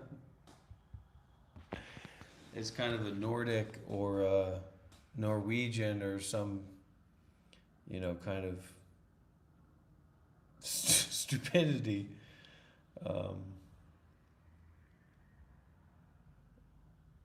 But it's very good intentioned. That's why there's all different kind of character traits, ways that people present themselves. Sometimes we like it, sometimes we don't like it. But what's more important than that is the intention behind it. It's like we spit on somebody who's acting a certain way, but actually they just need help. You have to jump over the question, jump over the idea into their intention. If you can. You can't always do that.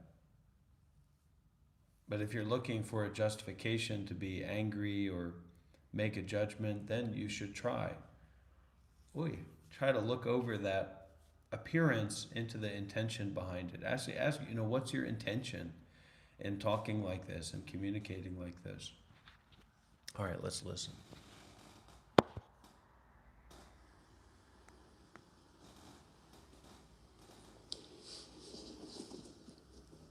So if no particular questions come to mind, but at the same time one knows that one is not free from suffering, then what would be your advice in that case?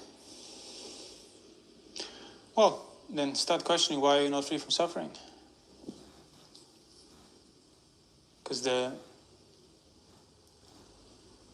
reason for the lack of freedom from suffering is not because there are things you haven't done tomorrow or things that you still haven't done in 5 years' time.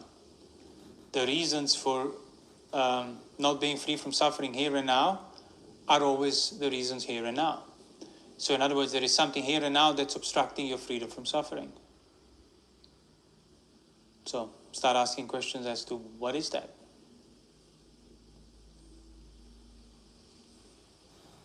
Because it does. So the importance of the concentration, or like the trying to meditate, the contraction, the kind of forced contraction, is that you have to have this capacity to concentrate, to look closely, to look deeply, to be with, to endure before any kind of contemplative questions or contemplative incitement inside of you has any relevance. Because otherwise you'll listen to this and then you'll immediately start asking, what are we really meant to do in life? Which is a totally different topic, a totally different, it's like a derail. And so we're compulsively derailing our contemplation or our deep looking. And to know how to not do that, we have to know how to stop and close and contract around direct experiencing. Even if it's very difficult for me to concentrate, it's very difficult for me to listen to the Dharma talk. And that's why it's so important that you try to do exactly that. If it wasn't difficult, it wouldn't be so rewarding.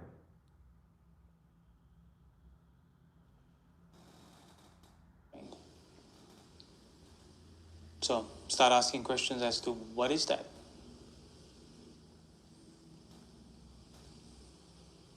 Because it does kind of tie in with other talks, other things we said. It's like, everybody at some point will kind of, my virtue is established, my sense restraint is fine. It's like, everything is all right. I was like, but... Okay, virtue established and sense restraint is fine or refined. Okay, virtue means 5 precepts, right? And friends, you got to tattoo this onto your forehead. You have to put this onto your wall. You have to, you're looking for a tool. You're looking to get more serious about this. So you have to take this precious object from the gold standard tradition of spirituality and how to get more enlightened and how to be more based and how to be more free from suffering.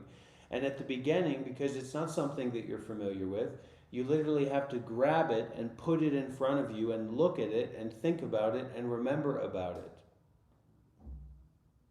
And this is a kind of training that you put yourself in that's been transmitted to you from the sages of old.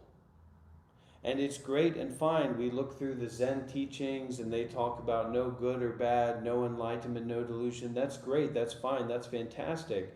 But if you don't have this tool, this fundamental basic tool in you, then that message isn't for you.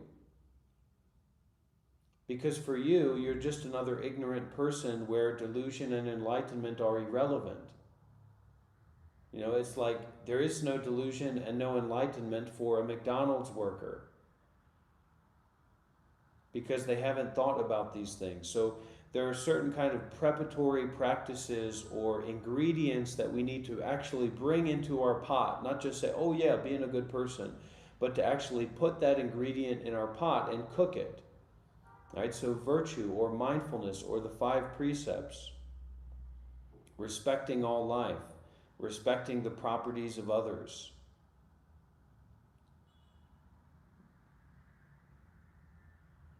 You know, and things like that.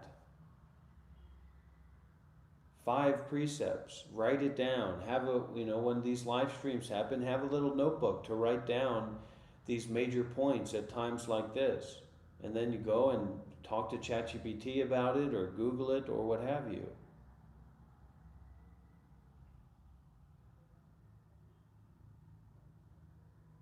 And sense restraint means we're not watching porn. We're not watching a bunch of movies and TV shows. You know, we're not binge watching My Hero Academia. We're not overeating. We're not oversleeping. We're not overtaking psychedelics or drinking alcohol. We're not getting blackout drunk. Because when you're taking in all this sense media, then this is going to be less and less relevant, less and less potent, less and less accessible, seemingly. And you're in the world of seeming, so you need to make sure that seemingly this is accessible, that this is direct, that this isn't just trying to pour more stuff into a cup that's already full, because that's never going to work out.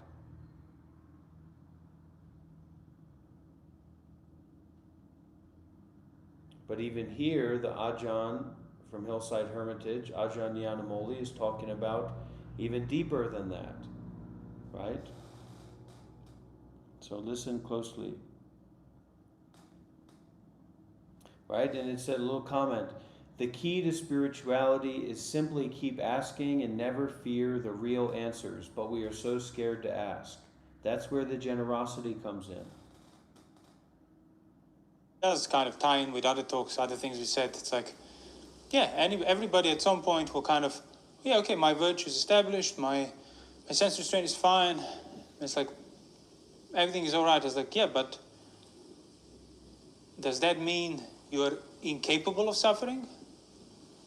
Because that's what Sotapanna is. You know, there is no second arrow.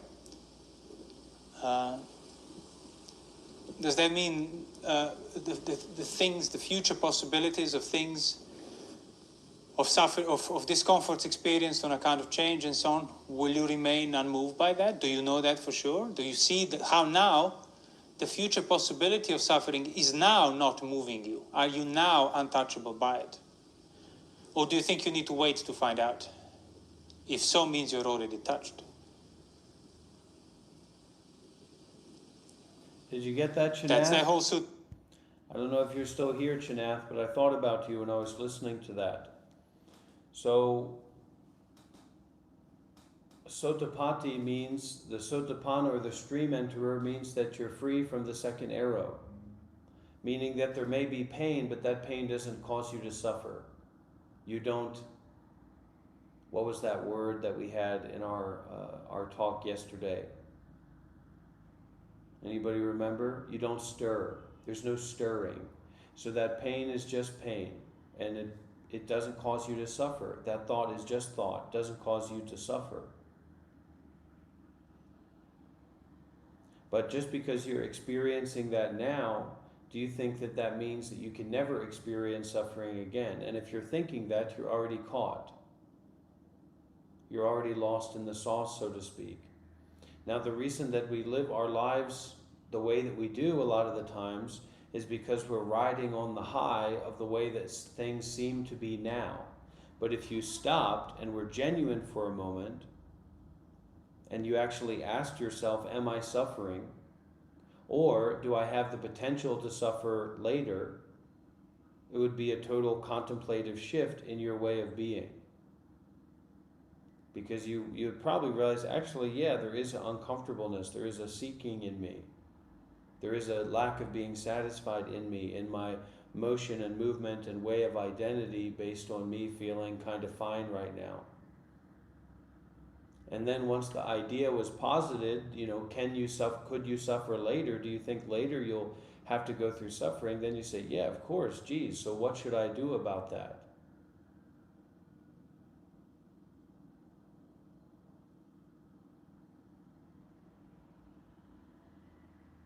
What should I do about my potential for suffering later that I fully realize? And remember that this YouTube channel isn't about us taking our pants off and wiggling around together. This channel and this community is about bringing an end to suffering once and for all, to become enlightened, to become a Sotapati or become a non-dual teacher or whatever you think is not what this is about. So let's keep listening. Concentrate. Change and so on, will you remain unmoved by that? Do you know that for sure? Do you see that how now the future possibility of suffering is now not moving you? Are you now untouchable by it? Or do you think you need to wait to find out? If so, means you're already touched.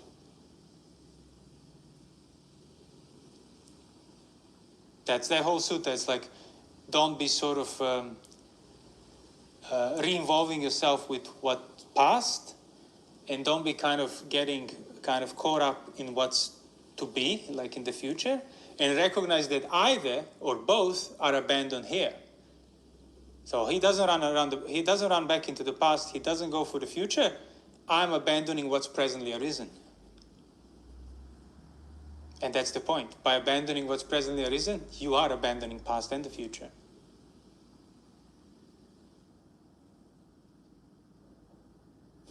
So, because the problem is when people think about, the future contemplation, the perils and so on, you think like, I better prepare myself to deal with it when it comes.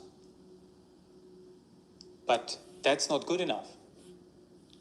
Because you realize, hold on, I better prepare myself so I'm not touched by it now when I think about whether it would come or not.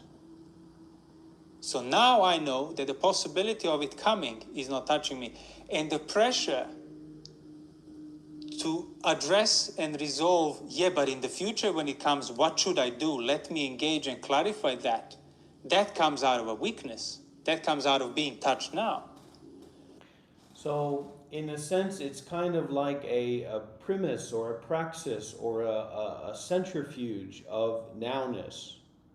And so the Sotapati or the stream enterer is not pulled out into the pastness or the futureness. The potential for something happening later is seen as that which is arising from now and returning to now. Whereas for a normal person, you can't be unconvinced of your life. Because you think that your life is actually something that exists outside of this now.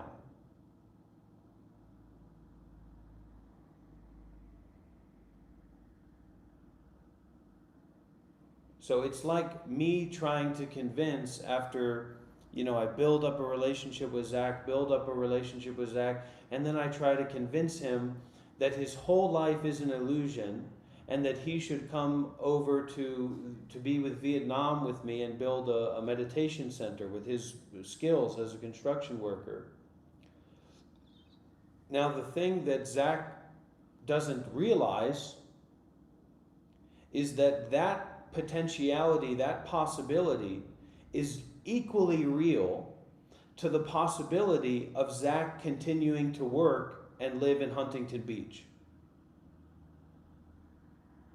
Whereas the reality or the truth is that there is no Zach and there is no out there, over there, past or future.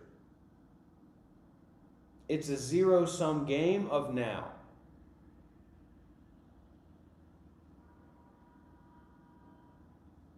And you can either suffer or not. You can either allow yourself to be hit by the second arrow of the propagation of thinking and stirring, or you cannot stir. So that past and future are an impossibility of nowness referring back to itself.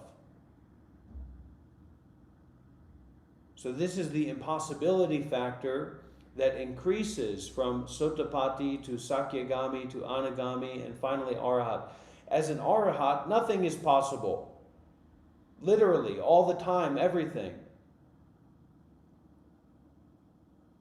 It's impossible for time to exist in that situation. Whereas for an Anagami, time is just overflowing with irrelevance. And for a Sakyagami and a Sotapanna, they're too practical for time to have much relevance. Not necessarily overflowing. But the insight is there. Where is over there? Where is over there? Fuck you, give me my money. That's what a Sotapatti says to the notion of time.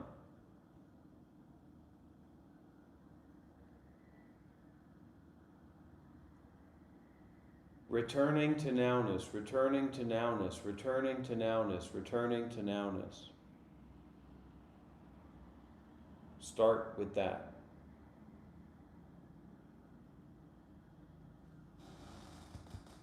Okay, listen. And I think about whether it would come or not. So now I know that the possibility of it coming is not touching me. And the pressure to address and resolve, yeah, but in the future when it comes, what should I do? Let me engage and clarify that. That comes out of a weakness. That comes out of being touched now. So that's what I mean, like, it's not just about, management is not just something people do willingly. They do it out of compulsion.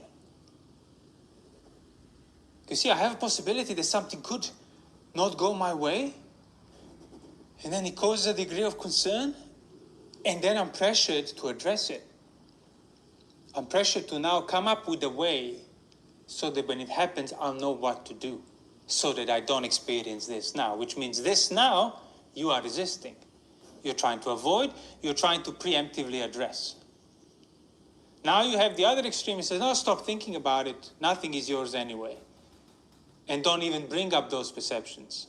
It's like, no, that's going too far the other way. You need to bring up those perceptions, because factually there is a good chance you'll be affected by them. But at the same time, then you need to prevent yourself from like slipping into the rabbit hole, trying to really overly define and address and plan how to deal with them. So bring them up to see how the mind is affected by it, and then leave it there. Protect that state. That doesn't fall into management, but doesn't fall into just sort of careless ignorance. Because yeah, somebody who never thinks about any of these perceptions, doesn't think about future and so on, yeah, he's seemingly carefree. But that doesn't mean that he won't be affected by those things when they do change, when they do arise. For that, you need to actually think about it, but not go into not go too far with those thinking, not fall into, like, as I said, trying to manage and preemptively address because it's unpleasant here and now. So that means that the idea that meditation or contemplation should always be... Because it's unpleasant here and now. So, in a sense, there are two kinds of teachings. There's a teaching for those who are not stream enterers, and there is a teaching for those who have entered the stream. But both of these teachings are the Dharma. So in listening to them, receiving these teachings, you get the blessings. It doesn't matter if it's for, the practical or the absolute. The someone who believes there's someone factually, and the someone who does not exist factually. Both still Dharma. So just being open to that receptivity and that deep listening, it's not about intellectually understanding it. Remember what Master Yonghua says. Master Yonghua says, wisdom is to solve the problem without thinking about it. So for you believe in yourself, you believe in your life, and we're so tricky and ridiculous that somehow now, we'll, because of the context, we'll say, no, I don't believe in my life. We'll try to make an argument, but that's not the point.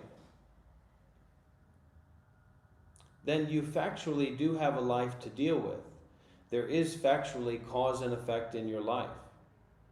You do factually have to deal with your life. And that becomes a place for resonance of depth for you to practice seriously and to make use of the path more seriously. You see what I'm saying? So to bring that thought about yourself in those situations into your direct experience and then to meditate through that, right? To stay in the place of not trying to get rid of it and not trying to ultimately solve it or completely manage it. The middle way of being with. It's a very intuitive path. It's not something that we need to show our work. We need to show our formulas. It's not that at all. It's the opposite of that. It's the opposite of memorizing what's in the textbook. It's burning the textbook while you're holding it in your hands, reading it. So everybody wins. The teacher wins because you're sitting there reading the book, and you win because it's on fire.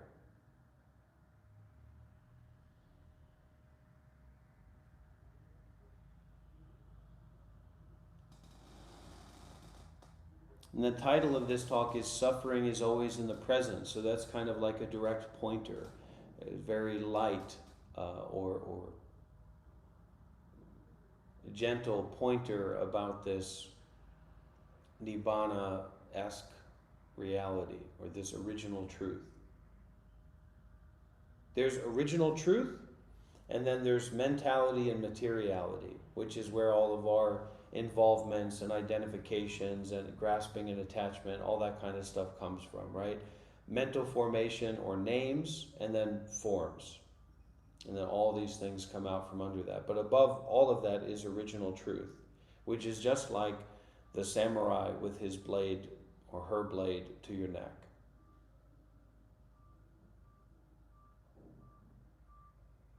That's why in our reading yesterday, it was like, if you don't realize this original matter, if you don't realize the reality under the vest,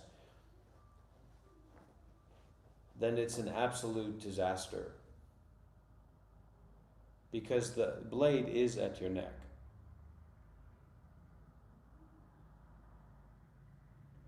And what Ajahn Nyanamoli is saying here, that even if you don't feel the blade at your neck now, if you thought deeply about it and your factual life and the things that you will factually have to deal with in your life, you will feel the blade on your neck.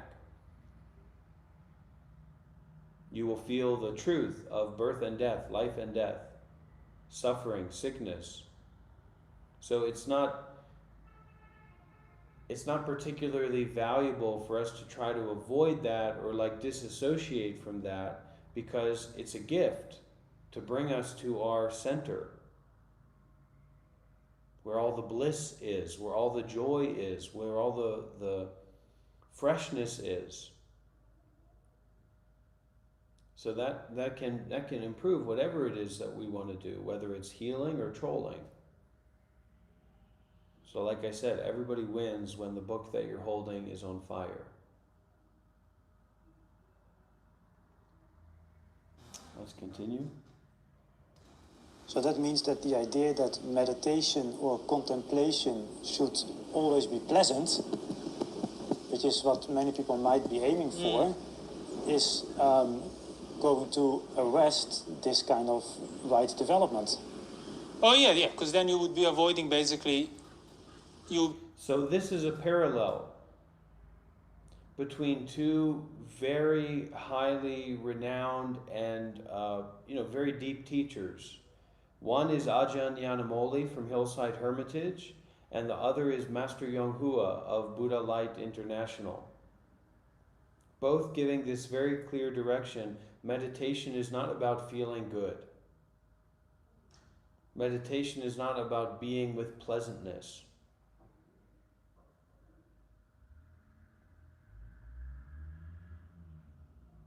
So if it's not about feeling pleasant, if it's not about feeling unpleasant, if it's not about either of those things, then the box of awareness can open fully to this as it is. And that which keeps legitimizing and authorizing thoughts stacking on top of one another can come to an end. That is your blessing, Kira. You're lucky. All right, let's listen closely.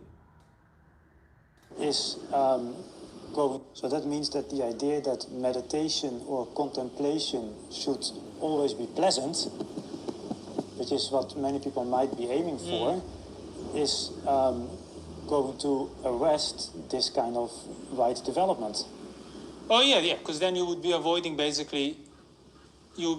going in the right direction. Because most certainly in the beginning, those things won't be pleasant. The things that the Buddha talked about, a householder or a monk should frequently recollect, they won't be pleasant. Everything that's dear to me is otherwise, will be otherwise, it's not in my control, will come out, it will be lost. My possessions, my relatives, my family, my health, my life, those are not pleasant things, but they are not pleasant because, again, you refuse to accept. So what this path takes fundamentally, which we are largely missing out on as Americans or being influenced by American culture through a process of cognitive dissonance based in the genocide of Native Americans and the slavery of black people and Jim Crow and all that nightmare, is authenticity, is genuineness. We are much less genuine and authentic than we've ever been before in human history, yes or no? What have I always talked about and always vibed about, right? Is the fraudster known as the scam artist, known as Daniel Craig in James Bond, being James Bond. These movies, these TV shows, we can't really blame anime from Japan. We've got to blame what seems to be really, really real.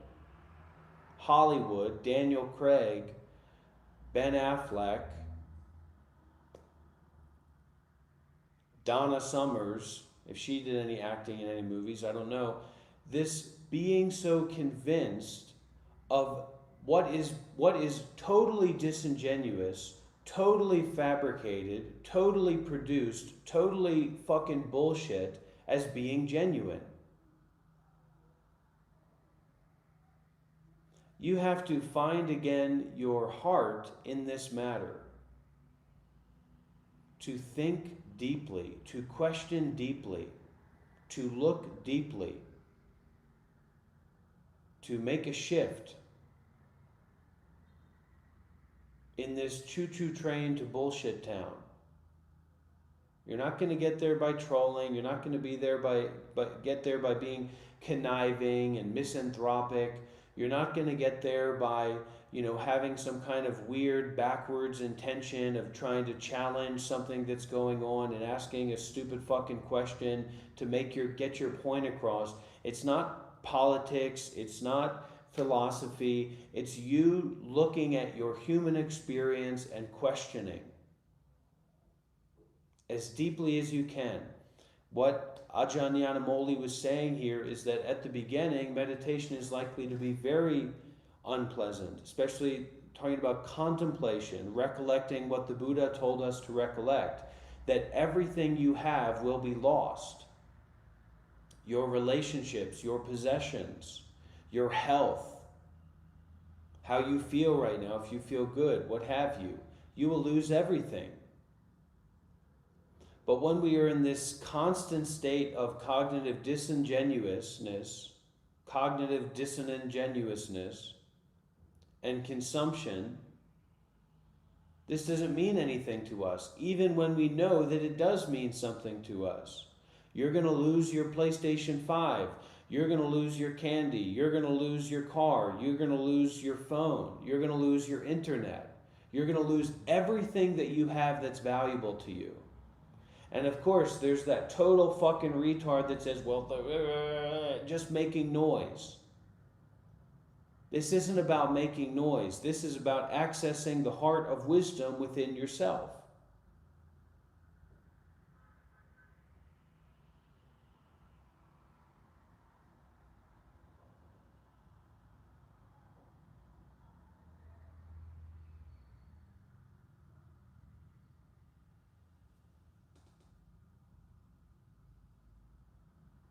Let's listen. What they are. The inevitability of those things you refuse to basically stay percipient of. Yeah, I know we all die, but I don't want to think about it. That's the difference.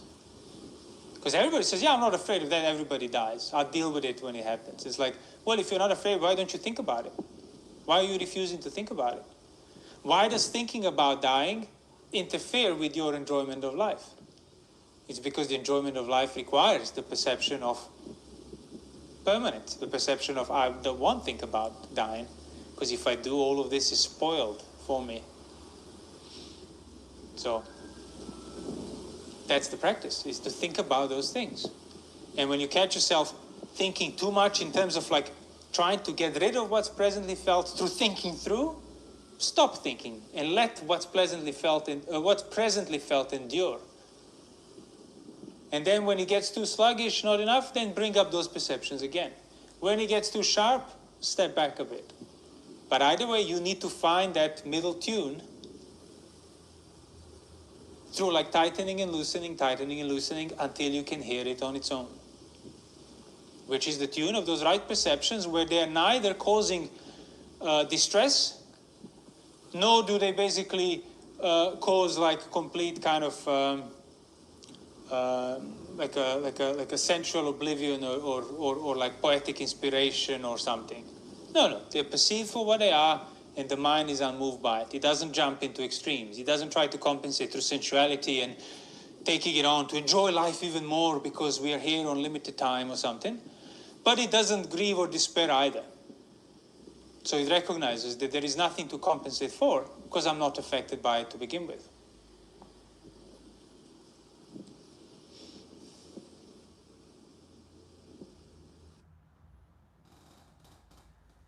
Fucking fire, man. That's sweet as all hell, sweet as all get out.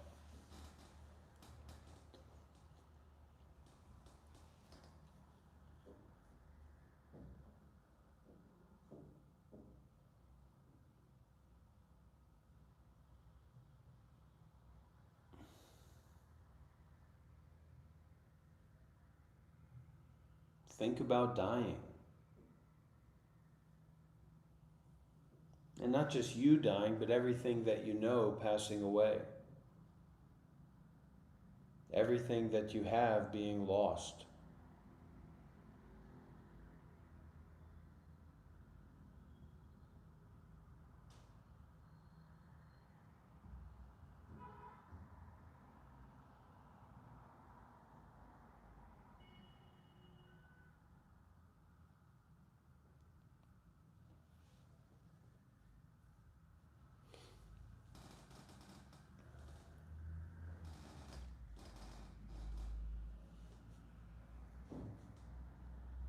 I mean, do you really want to, fucking be a loser your whole life? Do you want to be a loser at all? Do you want to be a depressed, whiny bitch your whole life? Do you want to be lost in the sauce of identifying with negativity your whole life? No, not me. No, not mine, period. But that's mean. Life is a lot meaner than mean is. Okay? There's a difference between Buddhist culture and things like that as it's been known in the East, in Asia. I'm from America. We have stand your ground laws. This is my house. This is my monastery. This is my temple. You don't like it. I'm being mean. The hell you think you're doing here? And we need to learn to be like that. To shoot the bullets of forgiveness. To shoot the bullets of mindfulness and detachment. To shoot the bullets of generosity and vulnerability. That's not just based in the contraction and compiling of our ego.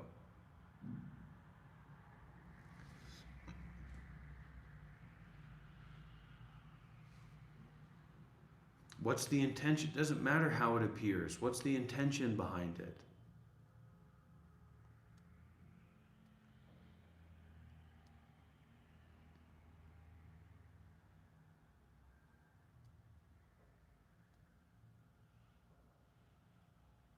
Would anyone like to ask a question or share their experience?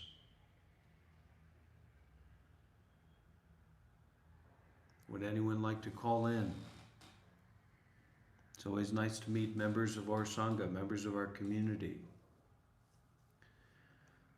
Would anyone like to buy me a new iPhone? The possibilities are truly endless. Would anyone like to pay for my ticket to Australia?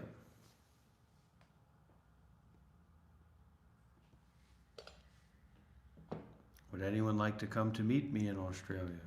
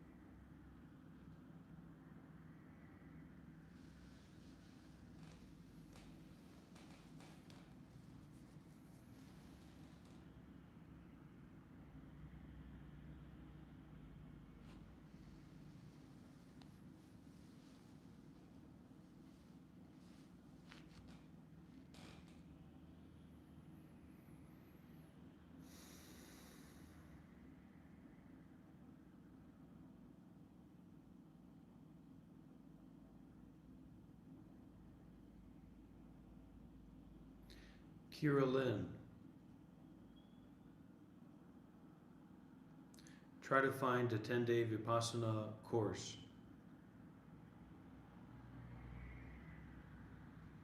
The website is what, dhamma.org?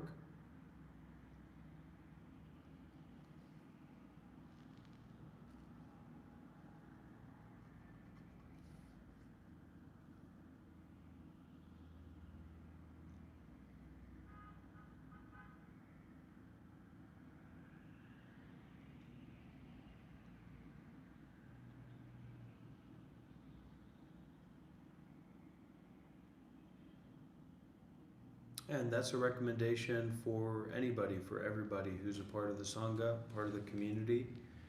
See if you can make your way into a 10-day Vipassana course, intensive meditation course, offered completely freely. And you just go and sign up, and they take care of all of your needs for 10 days. Give you a place to sleep, food, guidance, and support to practice meditation seriously over 10 days.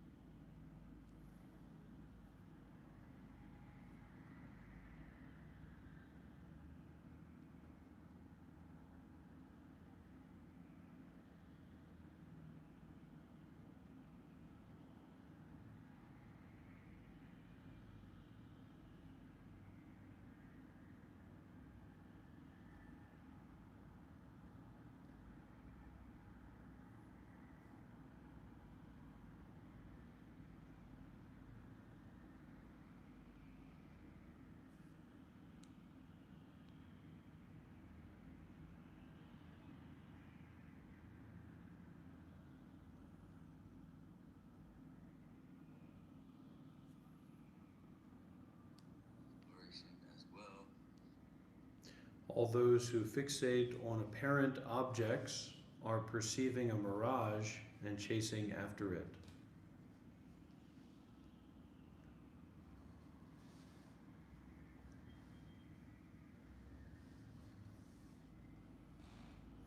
That's Dharma.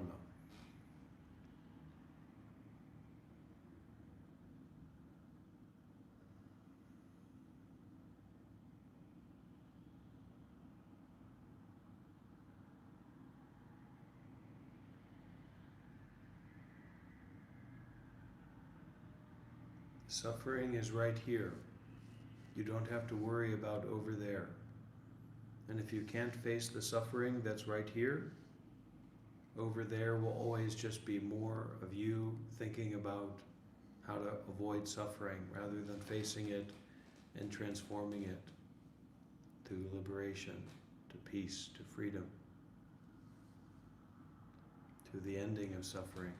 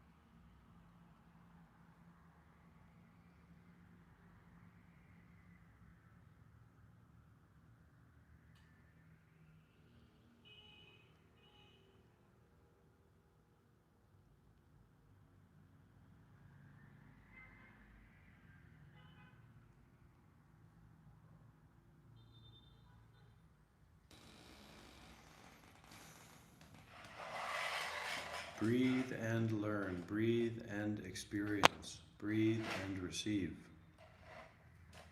the wonderful Dharma of the way that it already is. The last thing you need to do is worry about the way that it could be. The way that it is enough. So experience the fullness, the totalness of the way that it already is, here and now.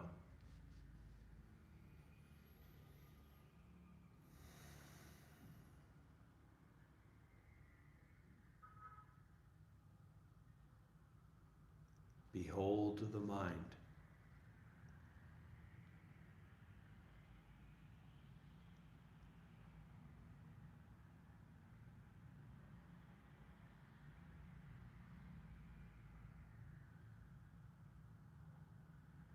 Endure.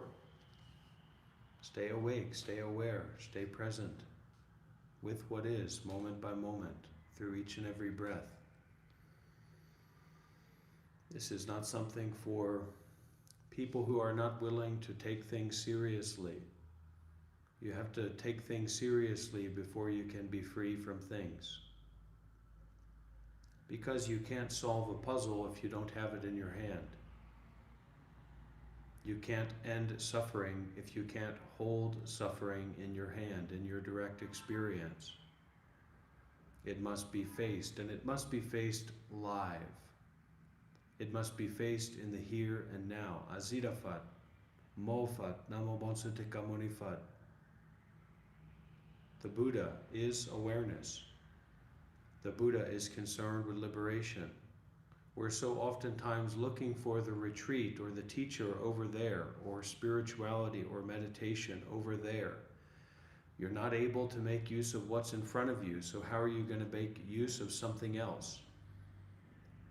If you can't take refuge in this, what are you going to take refuge in? If you can't look deeply at this, what are you going to look deeply at? This is your only chance, your only shot to be free from yourself. So I recommend that you try to make use of it. It's not that the world is lacking depth, it's that you are lacking perceptivity and openness to experience the depthfulness of this as it is, right here and now.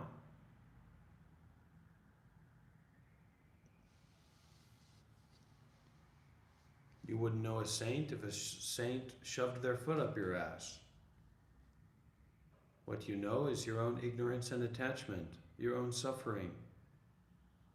So face it and use everything, use anything as an excuse to face this suffering of right here and right now.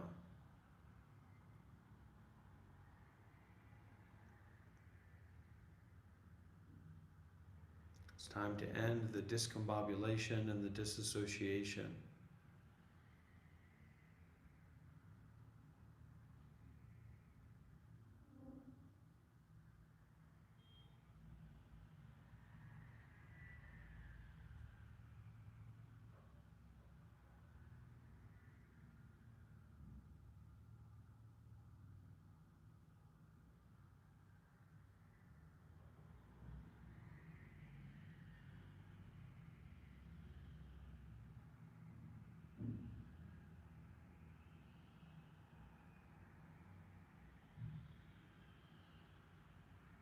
We get the idea because of the manipulations of the corporations.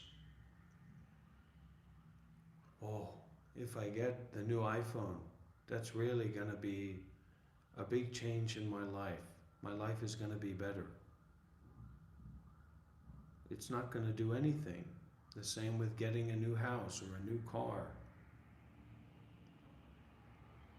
You have to give yourself the new iPhone. The iPhone of being aware without attaching to things that appear in awareness.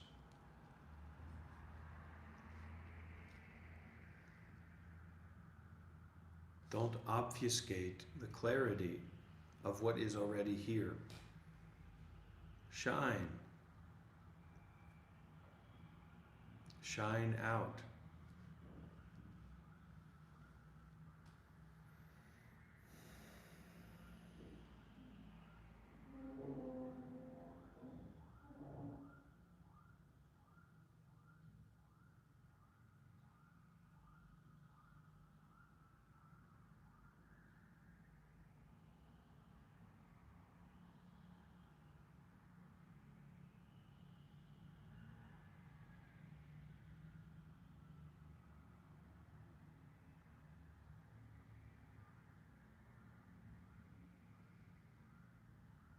This is the meditation class. This is the meditation retreat with a former Buddhist monk of 7 years.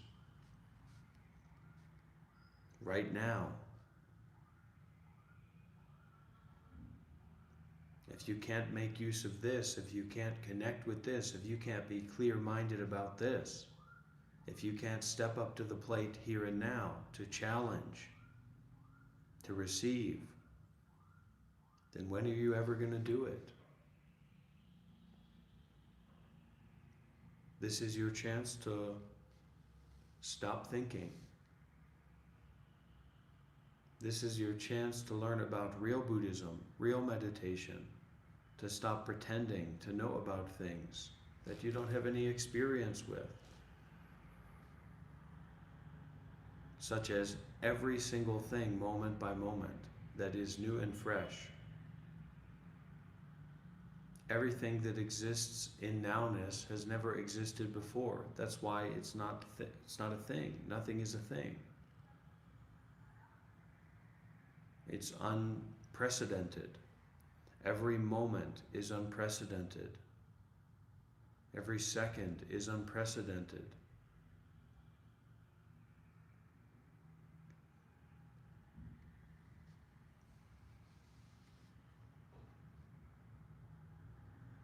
So open yourself, open your mind, open your ego to the unprecedentedness of here and now as it is.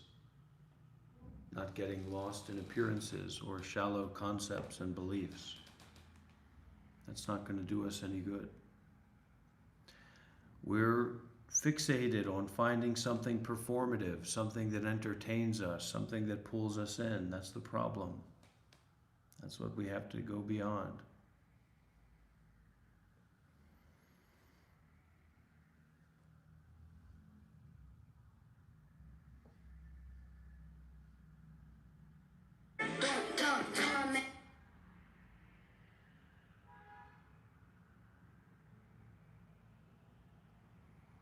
Go beyond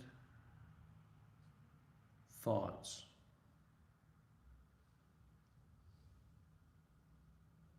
Go before thoughts. Generosity is nothing to make a mockery of. Your capacity to be generous is your capacity to be human.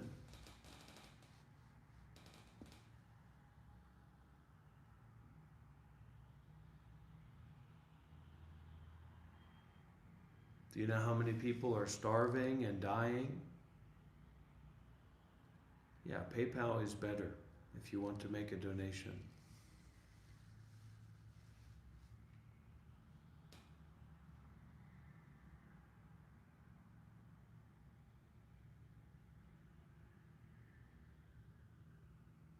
What are we going to do about generosity? We don't have to do anything about it but to appreciate it. We're not in control of the world. We're not the Goldman Sachs of Palestine and Gaza. You should take responsibility for your own mind, for your own direct experience in the here and now. And you should practice generosity to not attach to what appears, to give up the tendency of belief.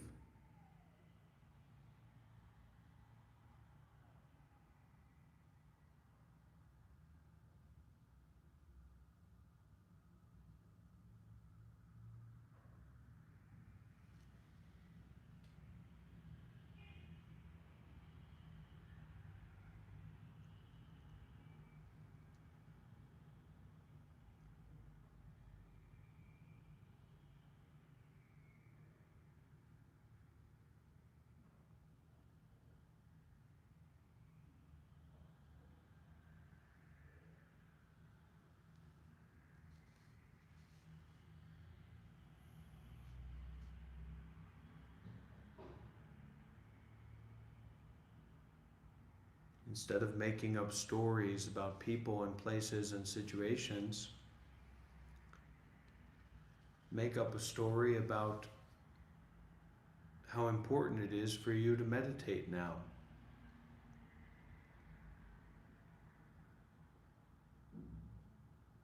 To practice satipatthana, to practice mindfulness of breathing now.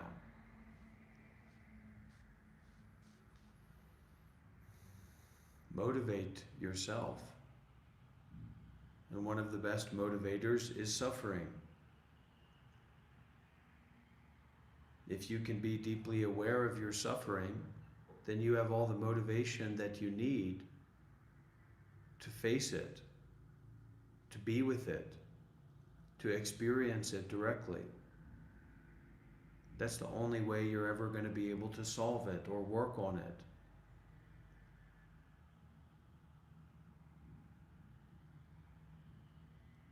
I am nowhere. I am nothing. You know, those are just things that people say. Doesn't really mean anything.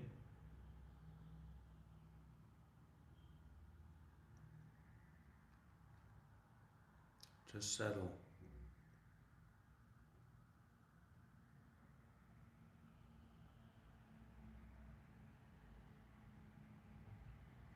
Settle into stillness.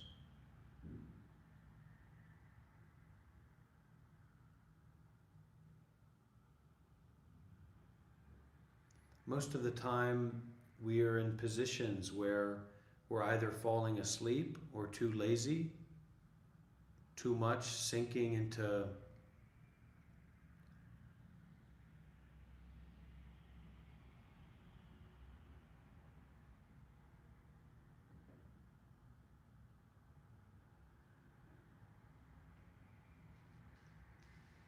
laxity, or we're in a position of movement. We're in a position of doing a lot of things.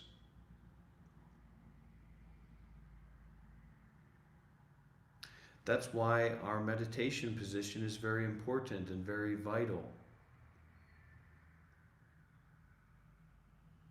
To sit cross-legged, to sit upright, to have your back supported.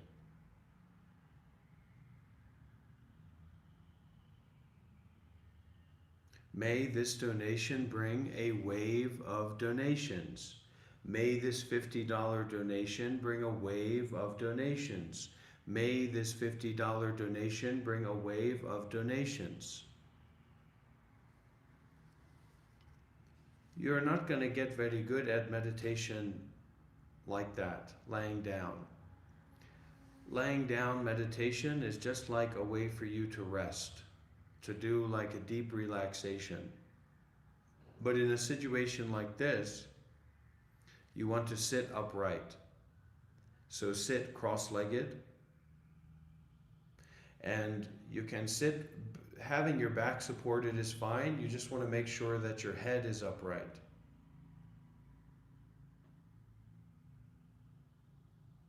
And then learning how to sit meditation without back support, without a cushion is also important, also very helpful.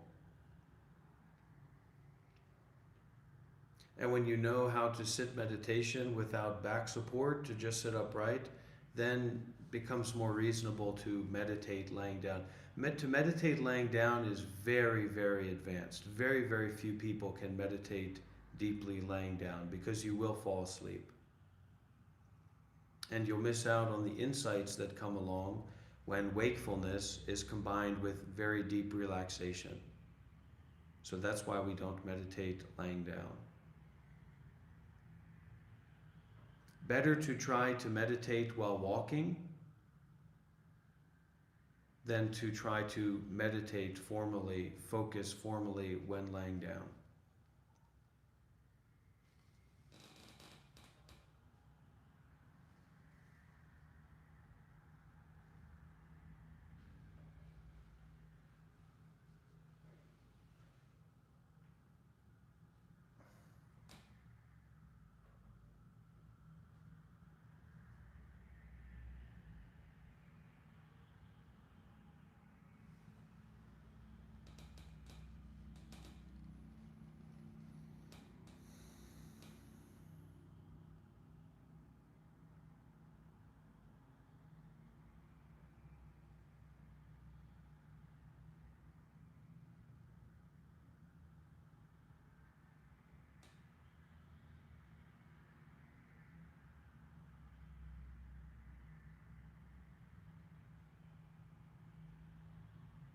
Walking meditation is probably one of the most practical ways to meditate for most people.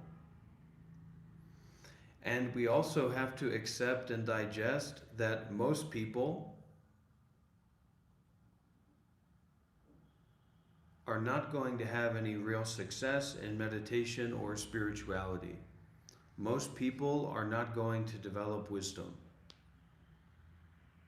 That's the cold, hard truth of this path.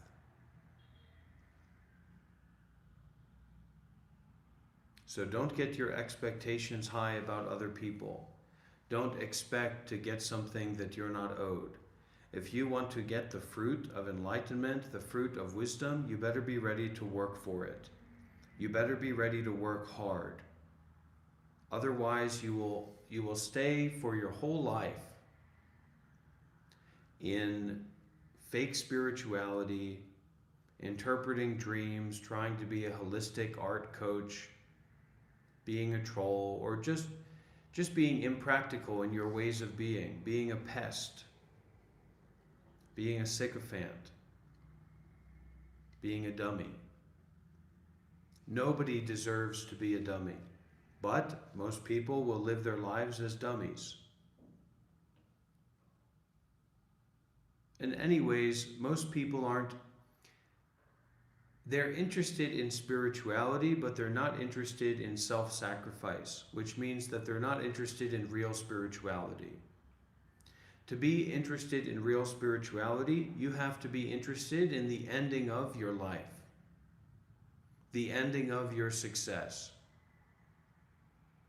the ending of your capacity to make your dreams come true. So who wants that? Nobody wants that. So our willingness to self-sacrifice, our willingness to see from the perspective of nobody, allows us to actually walk on the path. People are more looking to be confused, deceived, tricked, manipulated than they are looking to be enlightened, or looking for access to insight, compassion, wisdom, non-duality, or even just having deep discussions about spirituality. So also don't expect that as you're scrolling around on TikTok or YouTube, or trying to find some meditation center in your area.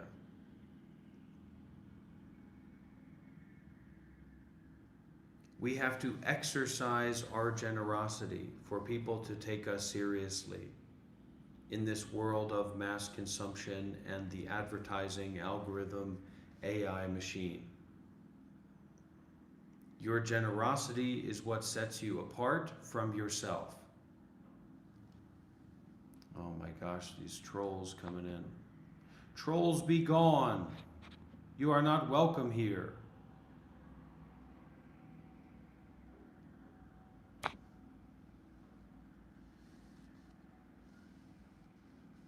You want to get my attention, trolls? Make a substantial financial contribution to the Monk Life Meditation Institute. That goes for anybody. You want to be noticed? Take out a loan and send the money to me. I'll notice you, all right. But you probably don't want me to notice you, because you know the operation that I offer. Head for mass removal, foot to ass replacement therapy.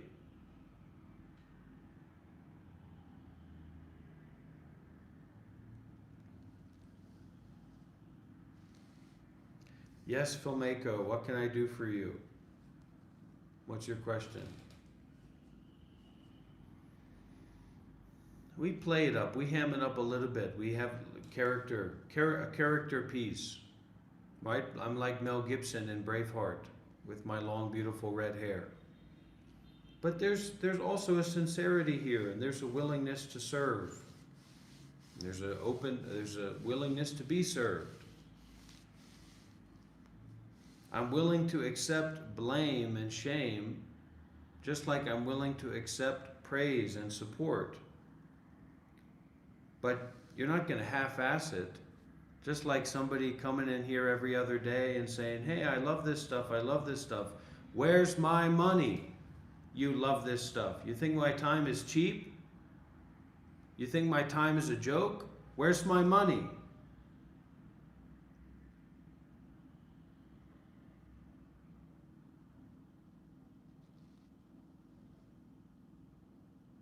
We had a troll call in the other day, and I didn't even know what to say. Well, there's nothing fully to say to somebody. I'm not the Buddha. But I just practice to listen deeply. Because you can't destroy someone else's understanding. They have to destroy or let go of that understanding themselves. You want to make a donation? Make a donation through PayPal, bank transfer, Zelle. I'll give you my Zelle phone number.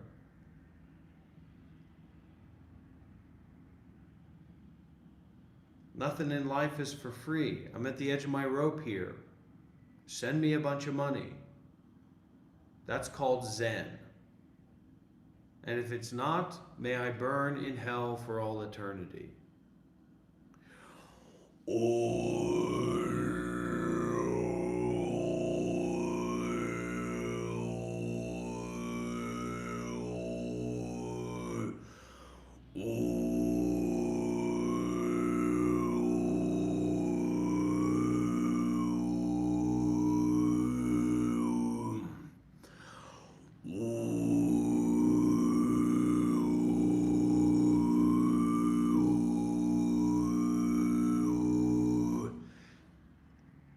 Generally, we're already pretty skillful when it comes to meditation in motion or working meditation. So building up that relationship with what we're not used to, which is to be very awake and also very still, is more reliable.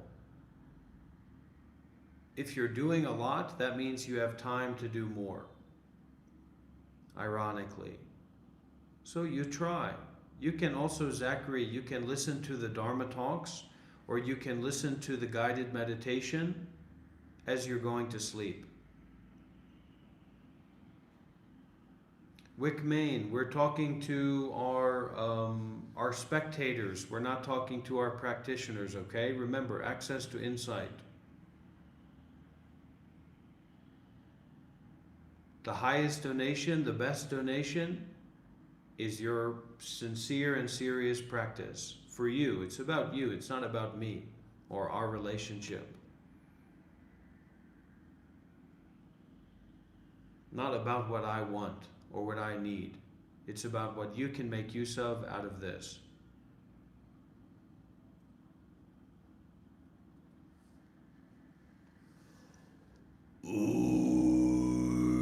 Never feel bad for giving someone else the chance to support you.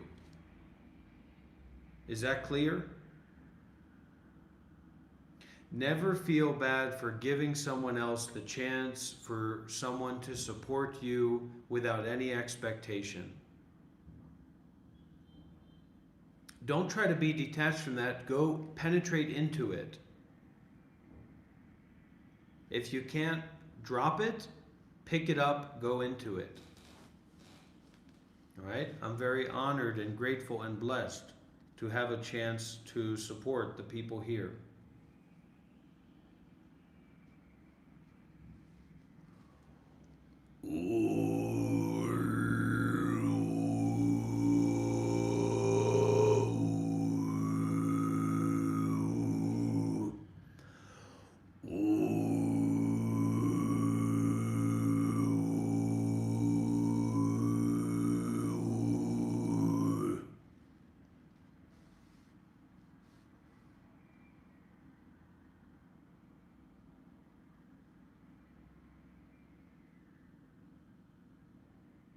I respond to females who make donations.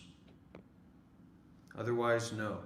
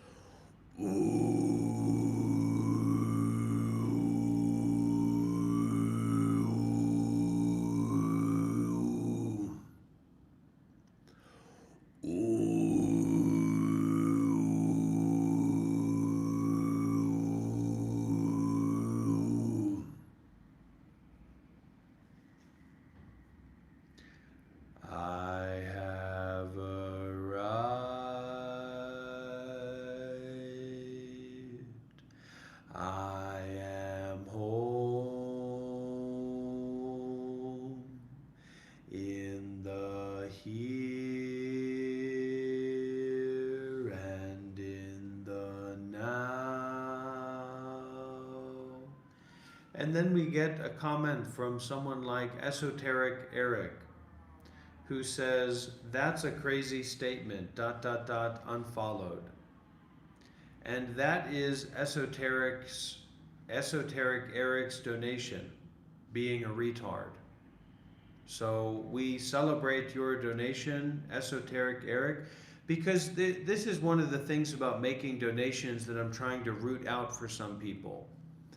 You are irrelevant to me. You watching, you consuming this content means nothing to me. It doesn't benefit me at all. It means zero to me. If anything, and they ran away. They left because it's on TikTok right now. If anything, it offends me that you sit here and you consume and you take. And you're lucky that I can't look right into you and see you, or I'd come after you in the astral realm. So if you're going to be here as a spectator, you better be here as a donor, because that's culturally inappropriate, and I don't accept it, and I don't allow it in this environment.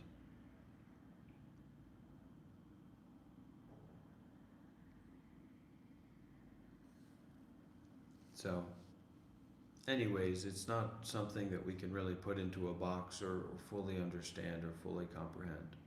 That's just the way that life is.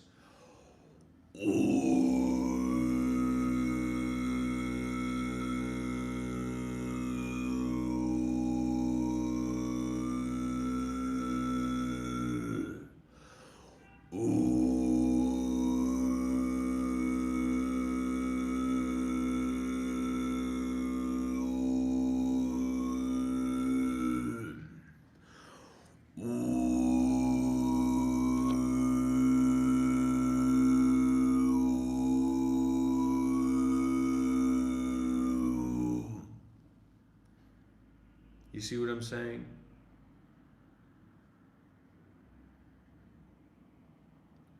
Love the life you live with all your heart and all your soul and all your mind, and love all humankind with all the love inside, and love the life you live with all your heart and all your soul and mind, and let it shine.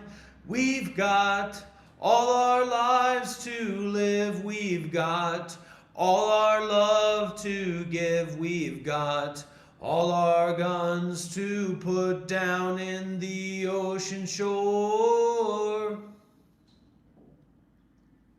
Let the tide flow away. Let the tide take it away. Your thoughts, your ideas, your beliefs, your stories, whoever you are. Whoever you are, make yourself known. Whoever you are, speak out, speak up. Be unafraid to be seen, to be heard, to be experienced.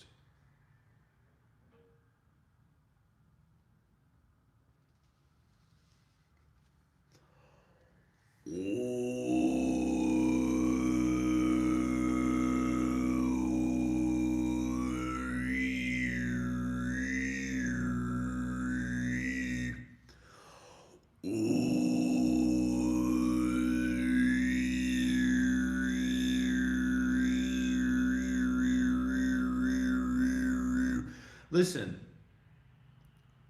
interpersonal relationships are incited and brought out to the degree that it makes you a participant, a practitioner, a donor, somebody who's ready to make a sincere action of generosity, period. Your desire for an interpersonal relationship with me, and don't take this personally, any of my friends out there, any of my beloveds out there, disgusts me.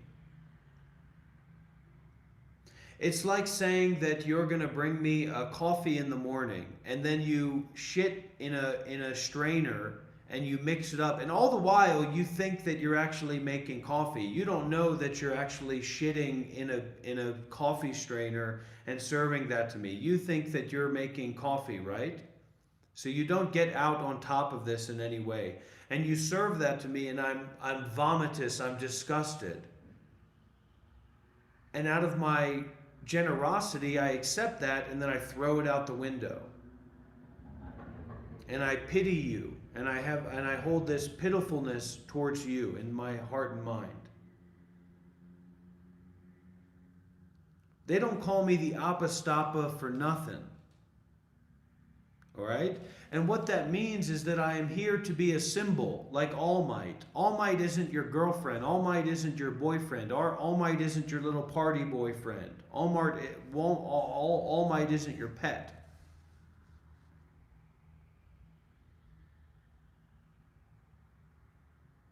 You make a substantial donation now, or you get out of my way.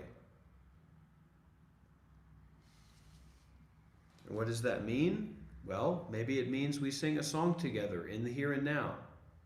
You know this one? Breathing in, breathing out, breathing in, breathing out, breathing in, breathing out, breathing out. I am blooming as a flower. I am fresh as the dew, as the dew.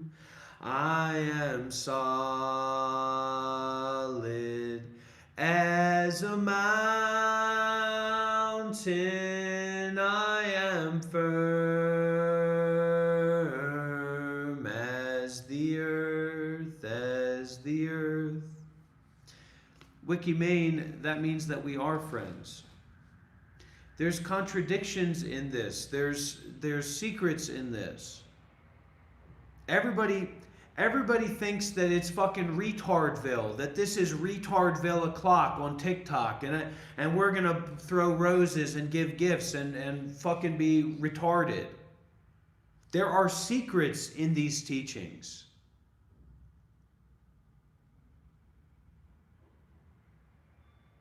Beyond the scope of conceptual understanding, beyond the scope of the possibility of I. Yes. But that's besides the point.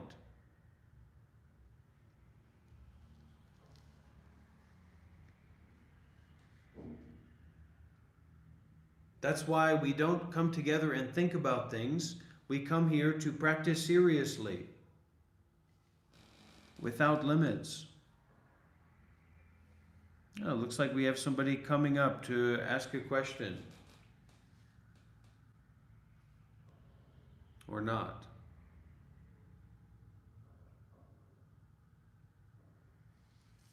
Well, may I be the favorite place for you to make bank deposits as well. But that's also very, very good, Umbra. And better than just donating with money. That's childism, Emmanuel. We don't play childism here. Okay? Remember, when I say that everybody's an idiot, I'm talking about you. Who's that? Me. You are always the biggest example of what you talk about.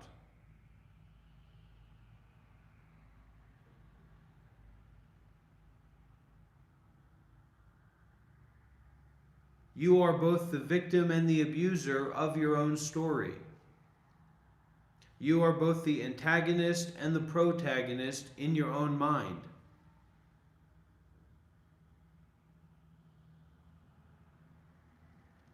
You know, I'm sorry that some of the people around here are locked in basements and working at McDonald's, and you know, the highest spiritual teachings that they have access to is where they're going to spend $100 on Uber Eats at. But that's not what this is about.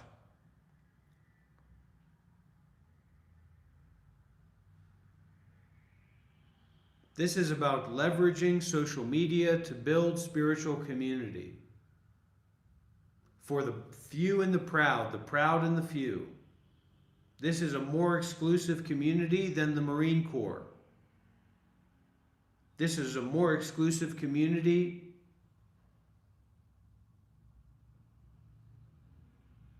than millionaires and billionaires.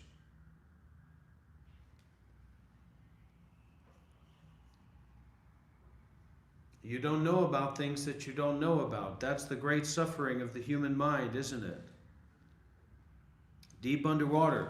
Let's get some big W's in the chat for Emmanuel's $50 donation. Big W's in the chat, everybody. May this donation bring a wave of donations. May this donation bring a wave of donations. May this donation bring a wave of donations. May this donation bring a wave of donations. Who dares step forward? Who dares step forward?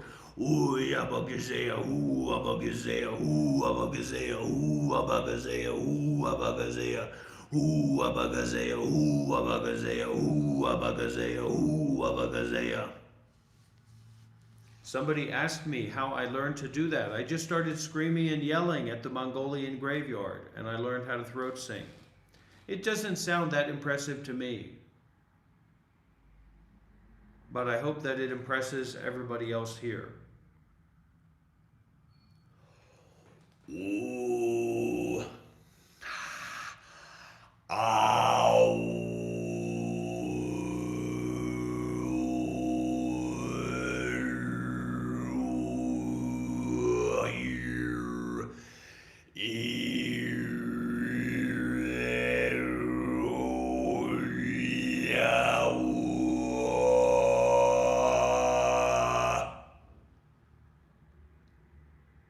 We have a competitive nature in us, especially as men. We need to root that out. There's an implicit threat behind our presence as men, especially as American men, American white men. So we have to root that out with our willingness to serve.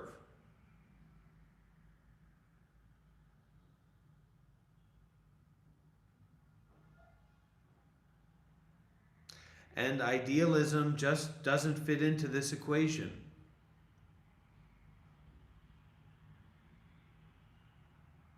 Well, I hope that it works, Umbra. If it works good enough for you to feel more blessed and more abundant and more healthy and wealthy in your body and mind, then that's enough for most people. But this is concerned with taking it farther than that. Philosophical discussion is never going to lead anywhere. It's not going to lead anywhere. Because it's not contemplative in nature. It's philosophical in nature. It's intellectual in nature. Imagine if you were trying to come out to Vietnam or Myanmar or Thailand or somewhere where I could buy some cheap property and help me build a hut or build a small house or something like that.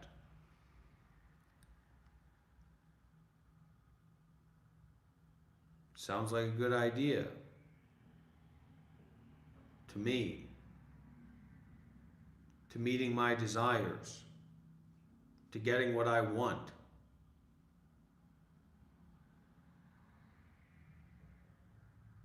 But we're going to have to get you trained up, Zachary, to be in a position to do that.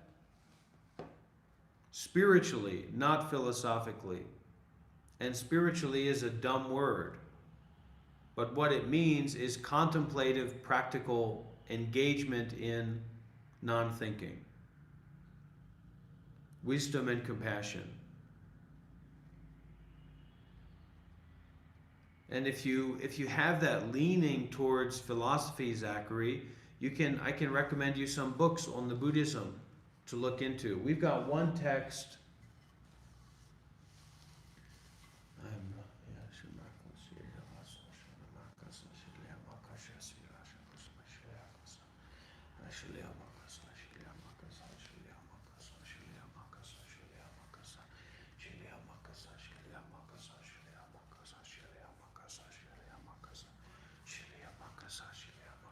I am building an army of Western men, young Western men, to help me build my home and to build my meditation center. Go ahead, Feed New. What can I do you for, little buddy? You have a question about enlightenment? Aren't there multiple levels to enlightenment? How many levels do you think there are? From what I understand, 6 or 7, but I didn't spend 6 years at a temple like you. Yeah, you're a smart guy. You're a good guy. It's 4 levels. One of the systems is 4 levels. The most simple system is 4 levels. Were you taught multiple systems? I'm going to put multiples of my foot up your ass. You don't Okay, stop with that that's smart fine. alecken. You don't stop with that smart talking. I'm a bottom, so I like it when they're on top, big dog.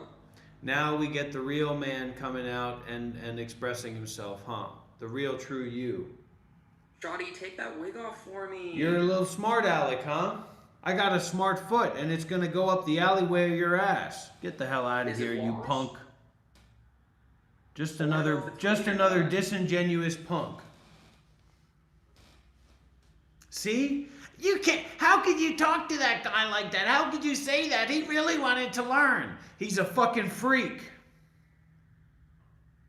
The only thing he's going to be learning is how to take my foot out of his ass. And he's going to learn that. Whatever way he disassociates, discombobulates, justifies some kind of narrative of what just happened, good for you, buddy. Take it home to the bank.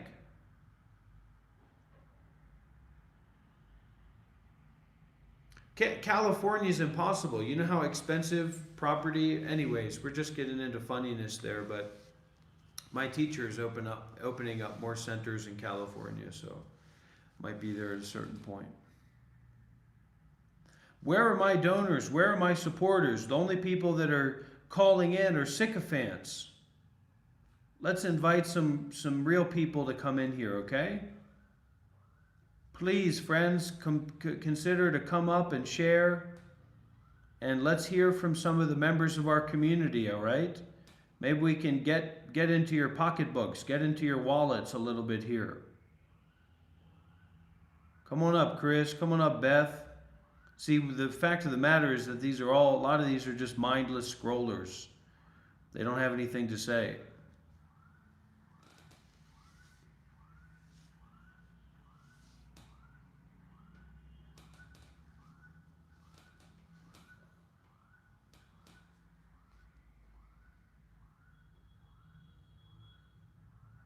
Don't think about it, Wikimane. Just go back to your own practice. I'll take care of the spirits.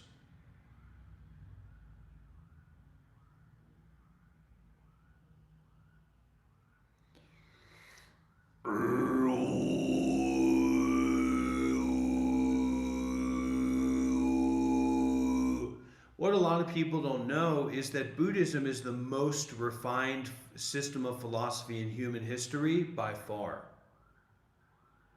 By far, by very, very far. And very secular and analytical in very transcendent ways. What did they call it? They called it the Age of Enlightenment, right? Where do you think that word gets its root from? All right, we got our brother in Vietnam calling in.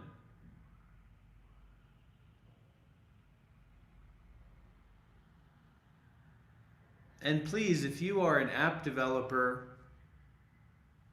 if you've got a word to be put forward in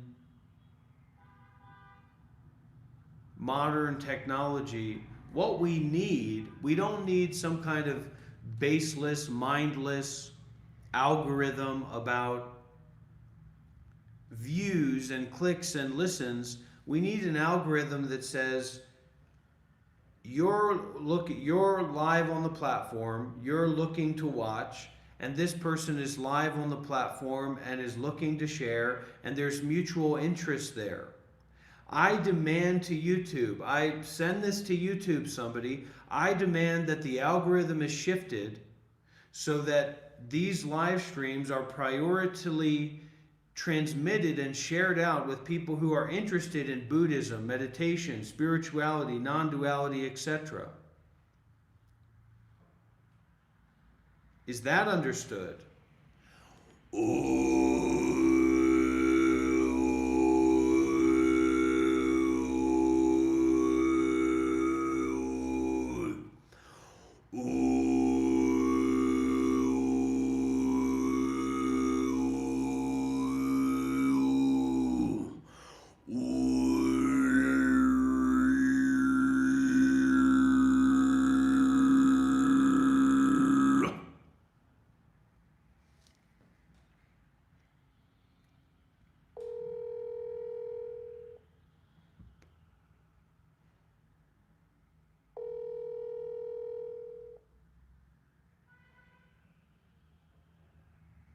Yo, what's up, man?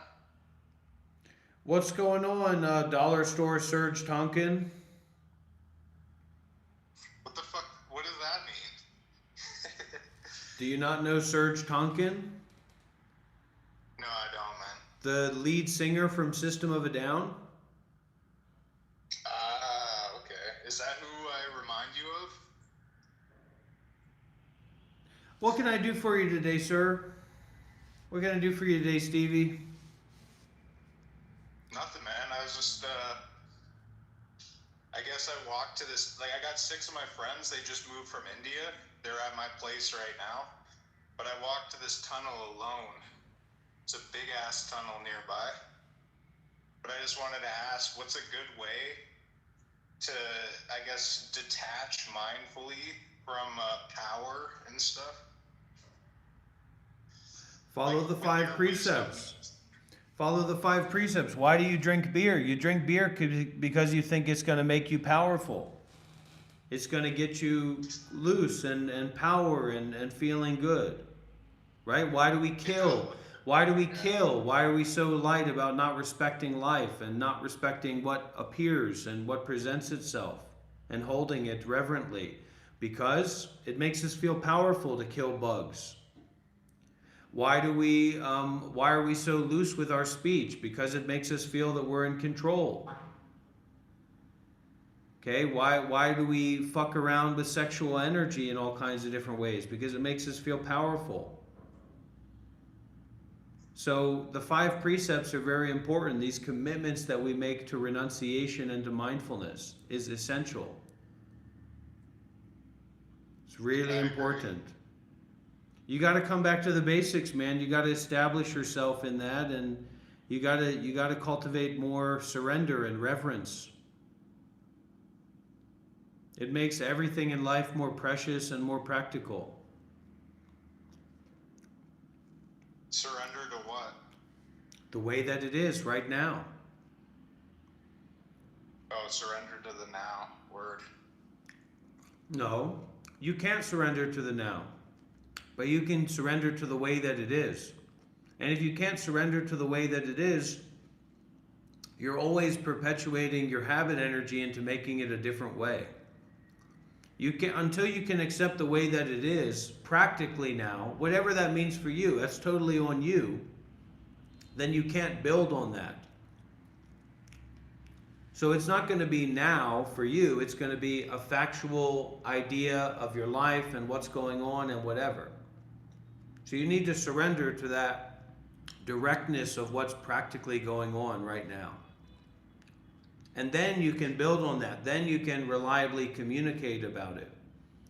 So the precepts help us to do that. So the 5 precepts, you said? Yeah. Okay. Do you know what? I'll take that and I'll think about it. Tell your friends from India I said hi. Tell them to be careful about all that curry. me some shit when they're over, and it's super fucking spicy. It's pretty sick, actually. All right.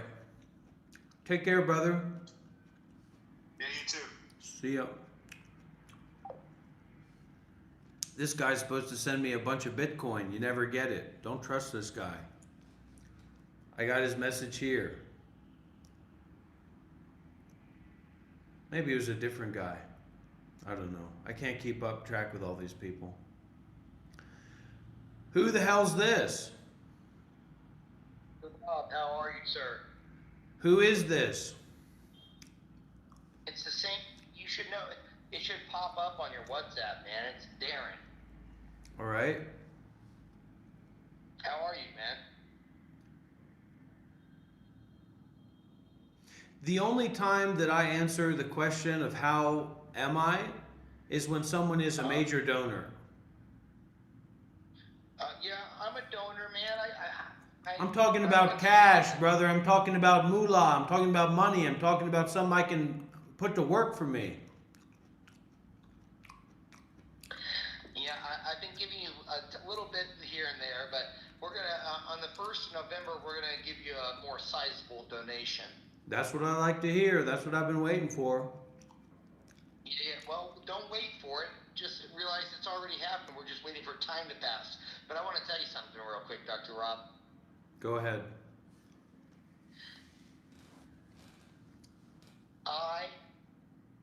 We, the internet, appreciate you because you are changing lives every single day. Whether you think you know it or not, you are changing lives every single day, Dr. Rob, and I want to let you know that. It's a rhetorical question. It's not a question, it's just a statement. So just let that, just let that sink into your subconscious. But you are changing lives, whether you can see it or not. These people that are searching for some type of enlightenment, you're really guiding them and helping them, and you're very, very uniquely clever in your ways. I don't believe that many people can see how clever you are in your wording and how you describe things, but you say other things that you're very clever, and I can see it. But yeah, I want to let you know you are changing people's lives every single day through live streams. Okay? All right. Thank you, brother. I appreciate you. Yeah, man, I appreciate you. We all appreciate. I mean, the internet. I know the internet. You are the tip of the spear. Well, I'm just being clear with you.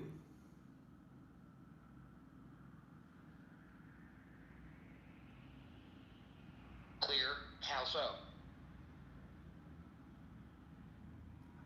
You're asking me how I am, and I've told you this before. I'm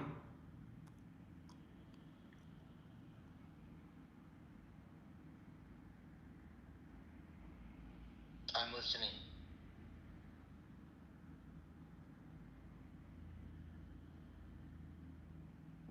I don't believe. I what?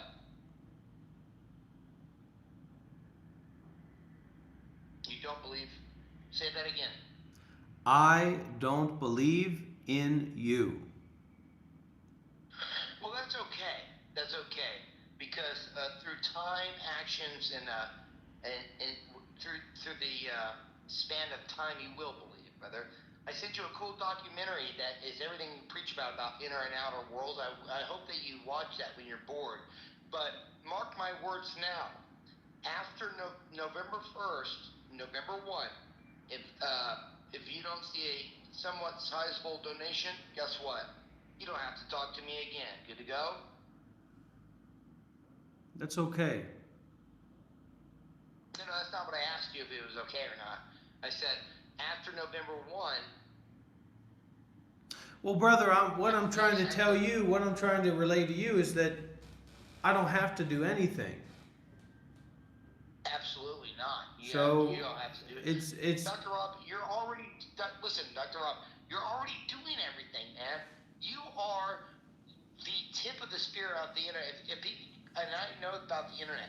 People can search the internet and how you deliver the message in your cosmic way, sometimes you're this way, that way, it's a very, very highly intelligent, unique way of delivery. And not many people can see into it. Okay? But I just appreciate you, and I think you are changing people's lives every day, whether you know it or not. I know it's 11:30, 11:44 in the morning in Vietnam, but down here in Arkansas, America, it's about 11:30 at night. So I'm about to hit the rack, but I looked at the time. I was like, oh, Dr. Rob's probably awake, so I gave him a call, and now we're talking, so that's why I called. Okay, brother, I'm holding out the highest of hopes for you and our future collaborations, all right? Yeah, and also remember, Dr. Rob, when I come to Thailand, I'm going to be doing my own thing. I'm still going to be at the St. John's Masonic Temple, but what I'm going to do there is my money goes so much further in Thailand that I'm going to just, let you be more of a free. You're trapped by the matrix of money. I'm going to let you be able to envelop yourself a little bit more, but it has nothing to do with me. I'm not going to be next to you. I'm not going to be trying to hang out with you every day. I'm going to be doing my own vibrational life and with my own stuff, but we will be collaborating in a way of support, and we'll hang out here and there, but whatever. But no, it's to help you continue to change people's minds in the world, one person at a time.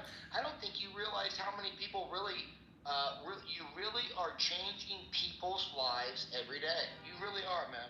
So just keep up doing what you're doing. Keep being yourself. Keep doing your stuff. And if you want to, please watch that documentary I sent you about inner and outer worlds. It's everything. You already know everything in it.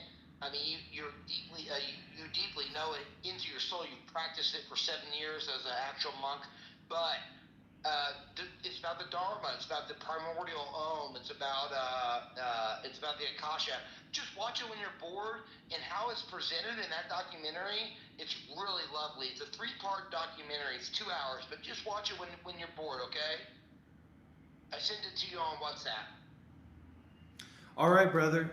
And it's not every day that the members of the community get to hear from a 32nd degree Mason.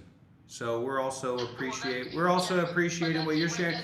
You're just a different character. I haven't had any men approach me this way. It's been women or young men. So I'm a little bit hesitant. I'm a little bit shy, and you know the way that America is. So I'm just saying, we'll see what happens. All right. And then I'm not going to keep you on the phone. I've only been back in America since 2020, so I've been back here 5 years. I was traveling as a spiritual light being for a while, but let me tell you something. Don't worry about the Masonic 30-second. That's all BE. Yes, I do that. I'm a spiritual light being, but through the Masonic, teaching. Yeah. The Masonic teachings, to tell you the truth, it's the Dharma, it's the morals of all religions. But see, religions, we're not allowed to talk about politics or religions inside the temple. So we study all the teachings of everything. So, but don't you have to think? I'm not anybody special. Just because I'm a Freemason doesn't mean. But it's in the teachings. It's in the enlightenment. It's our vibrational thoughts towards a higher ascension of the mind. But I've only been back in the States for 5 years, and I have to serve out I'm gonna serve my 10-year out, which is a couple more years. All right. And then I'm gonna be traveling, and we're gonna link up. So don't worry about that stuff. Just remember what I said. I'll see it when I believe it. November, you'll believe it when you see it. You mean? Is that what I mean? All right, brother. You get some rest. We're not against each other, so let's start there. Absolutely, and that's where I want you to start. Are you doing a live stream now or not? I don't want to share that information with you right now. Well, okay. I got my YouTube pulled up. I don't see you on live. Well, I don't know. I can't tell you what that means or what it doesn't mean. Get some sleep, brother. Well, I'm retired, brother. It's Eddie's, soldier. I'm not a soldier. I was a Marine. Soldiers to the Army. But that's a past life of mine, brother. It's a past life. I've let go All right. years ago. I'm not a soldier. I'm not a Marine. Well, you're the first middle-aged man on my retinue of devotees, so it's going to take some time for us to get to know each other, but, as they say, cash talks. So we'll see what happens on November 1st, brother. I hate to be so obtuse, but that's the way of the world around these parts. And it's okay, no problem. You know, you are live, so I'm going to continue to watch your live stream. All right, will you carry on, Dr. Rob? Remember, whether you see it or not, Dr. Rob is changing people's lives every day. Talk to you later, Dr. Rob. Okay, thank you. Goodbye. Bye. I'm just 32, so I don't, and I don't have a great relationship with my father. You know what I mean? And so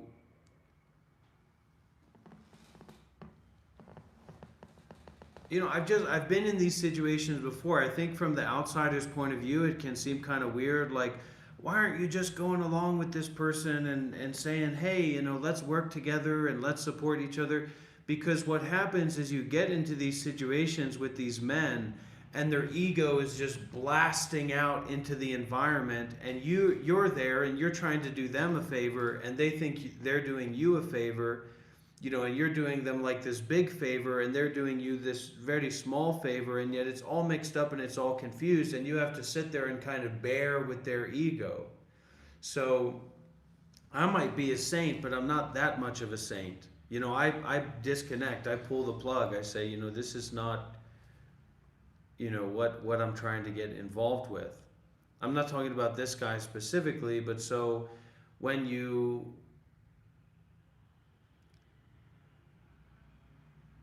put your money where your mouth is, your mouth is a lot more valuable, and you're much more likely to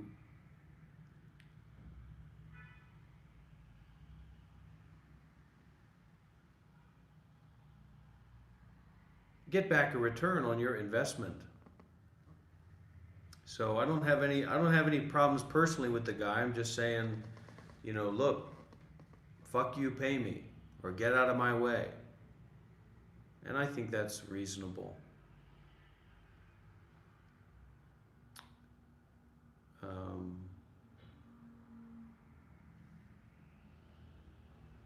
Well, it's unreasonable as it is reasonable, and that's why it's reasonable to me.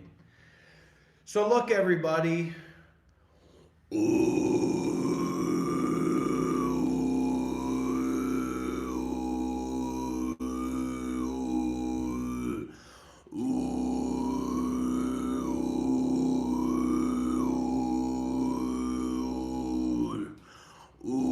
I'm not begging for money. I'm telling my student to put his money where his mouth is.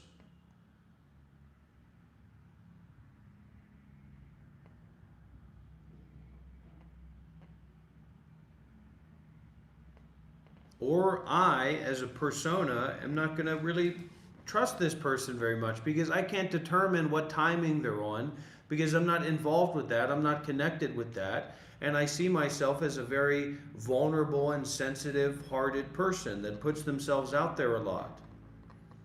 So I'm not going to go to Thailand to meet up with somebody just because they say that they're my student and they're very devoted to me or whatever, especially when I know they got a lot of money in the bank. And if you don't like that, sue me. Am I supposed to be representing some kind of major spiritual institution that I'm going to be, held accountable by? No, I'm just a free agent. Newsflash, retard. This doesn't have anything to do with what you think. You might as well be bending over and moving your ass cheeks around as you talk with your ass, because that's basically what you're doing. I think you just want money. Who fucking cares what you think? What are you talking about? Are you the doctor of retardville? If not, then I am. So you're not. So nobody cares what you think here. People care what I think. People hear what members of the community think. Not what disingenuous freakazoid retards come in and try to share their thoughts. Nobody cares. You got me riled up. You got me turned up. So that's why I'm talking this way. Kira Lynn, if I didn't know any better, I'd think you're retarded. You don't got a kidney problem, you got a brain problem, sister. You don't need a meditation class, you need brain surgery.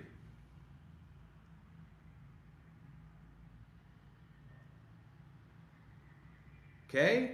I've got my, you know what this is called? This is called Dr. Rob's lobotomizer. Oh my God.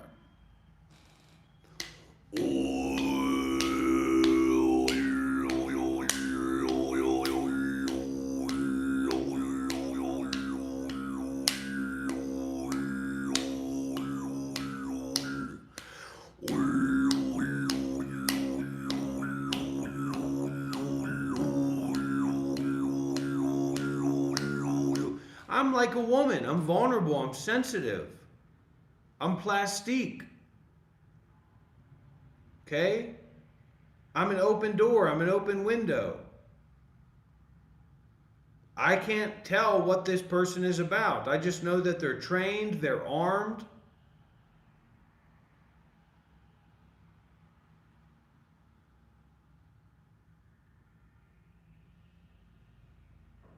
So I've got to be careful in the work that I'm doing. If you don't like that, go and tell your doctor that you're a retard and see if he can help you out or they can help you out.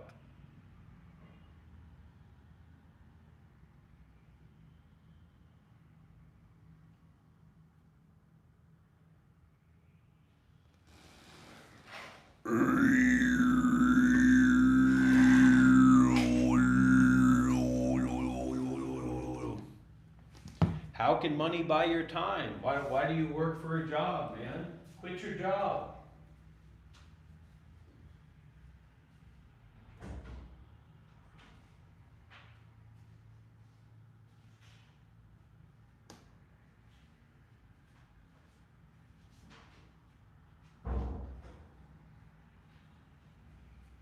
Quit your job, Joshua. You hear me? Quit your job. Oh my gosh.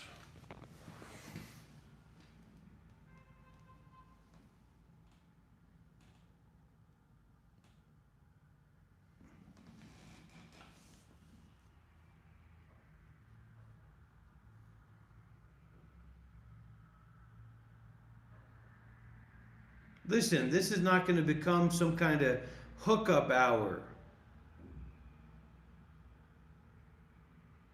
You want to hook up, you take it somewhere else.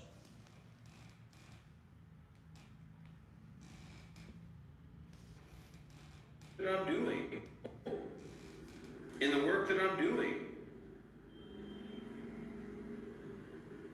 If you don't like that, go and tell your doctor that you're a retard and see if he can help you out or they can help you out.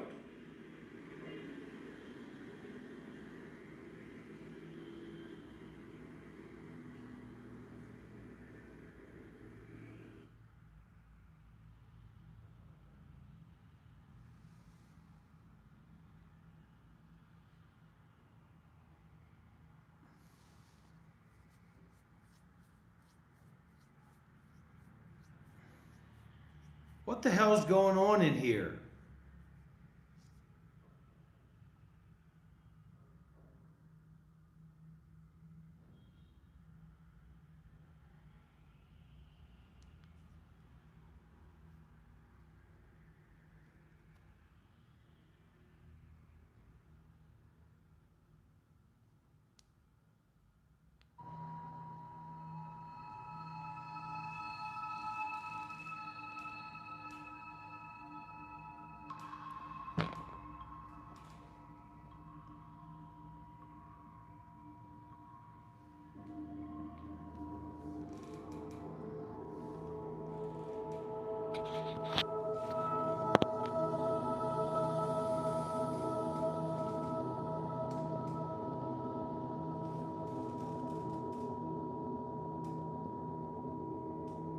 I am a former Buddhist monk live streaming Buddhist DMT secret teachings right now. I'm on live right now and we're listening to this DMT activation. Come and join us, change your life.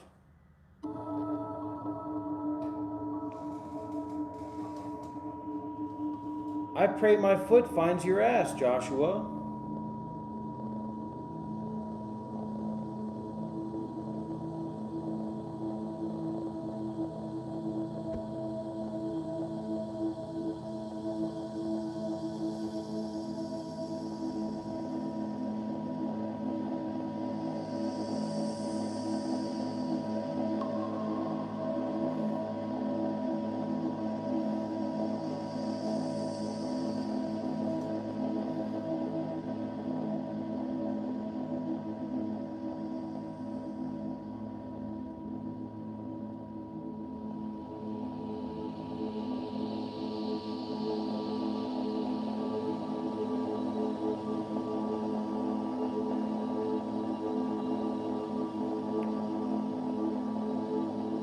We're all changing. We're all going through changes, everybody. That's life. Life is change. There's nothing wrong with that.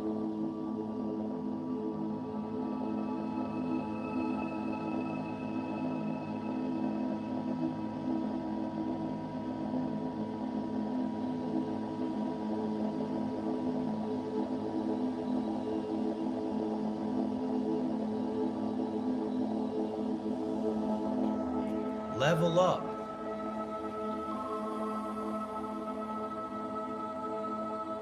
Ryan, call me on WhatsApp, okay? I don't know who you are. I don't know what you're about. I'm going to have to hear your voice. Call in on WhatsApp. We'll talk a little bit. The Australian Dharma Tour is coming up. Who's ready for the Australian Dharma Tour?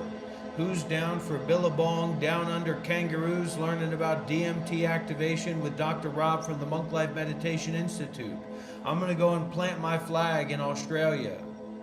I'm going to establish the first ever Monk Life Meditation Institute Monastery Temple Meditation Center in Australia. Shut your mouth, Ezra Smith.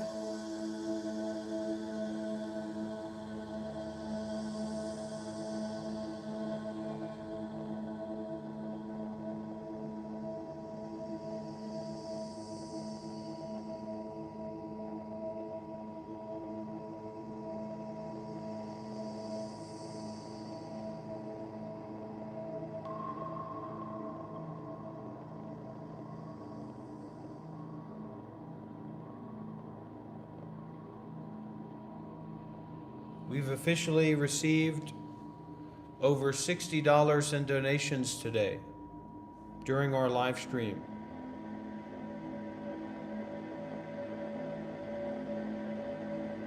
Make that 70.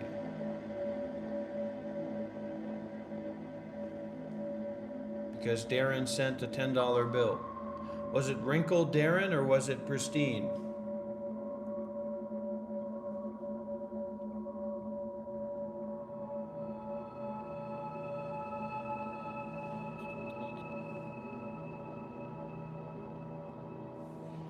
Did you hear what I said, Ryan? Call in on WhatsApp and we'll have a conversation about it.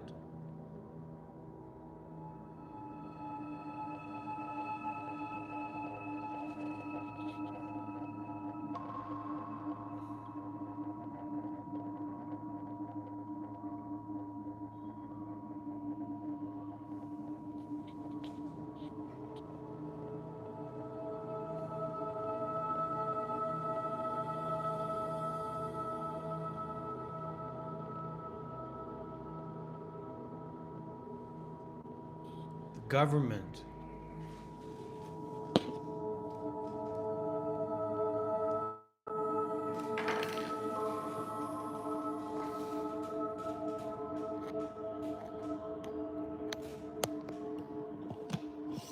Get charged up here.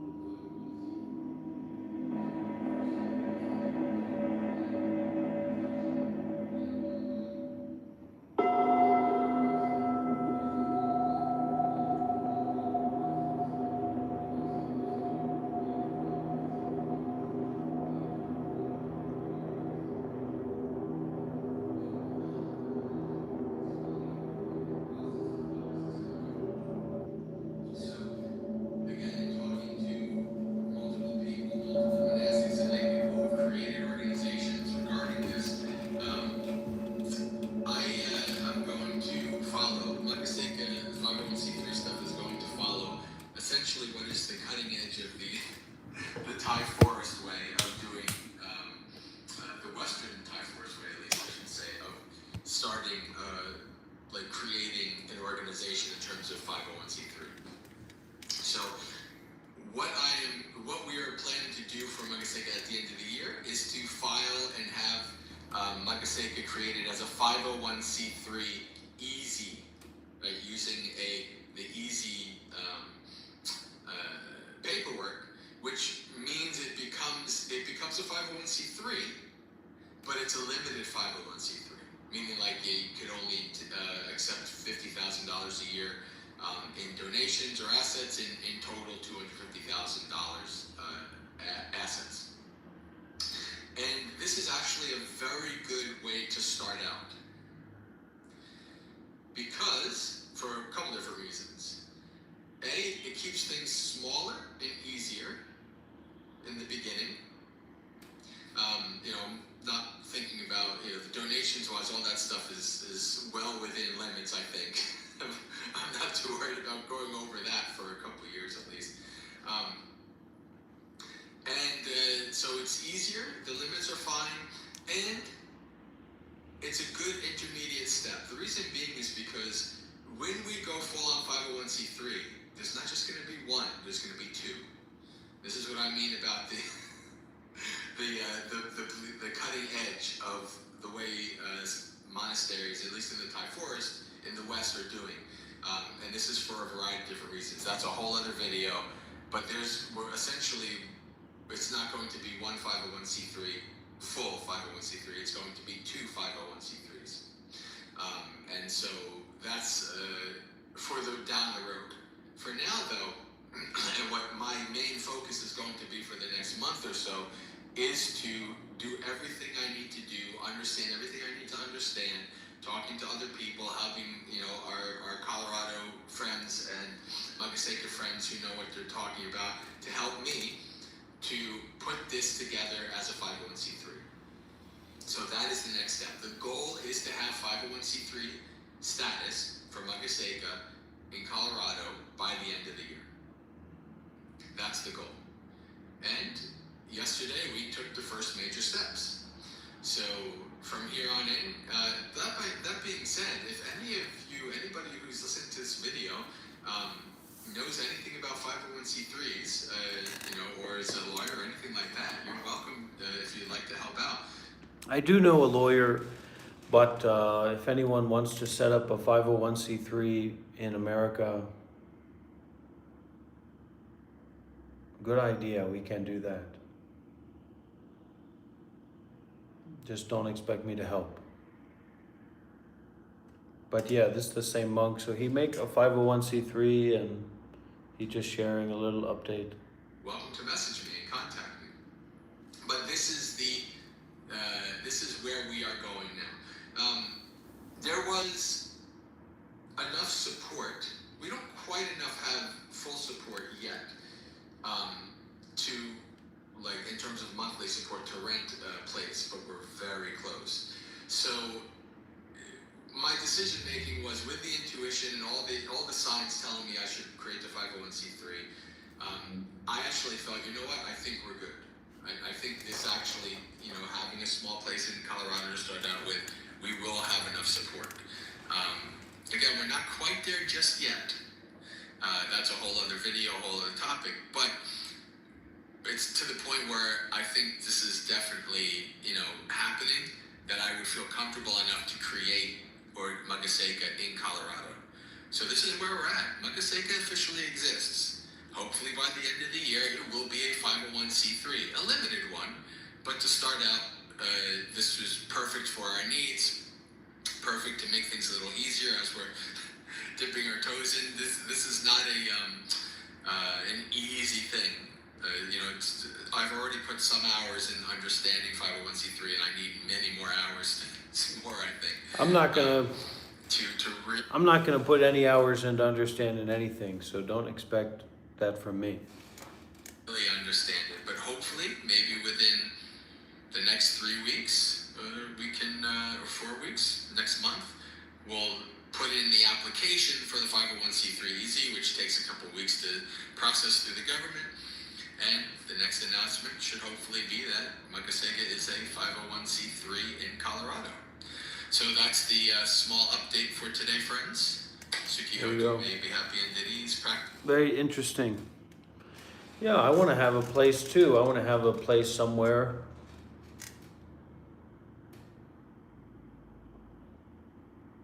At some point. But good for him. So he is a monk and he wants to move to Colorado. He lives in America on the East Coast.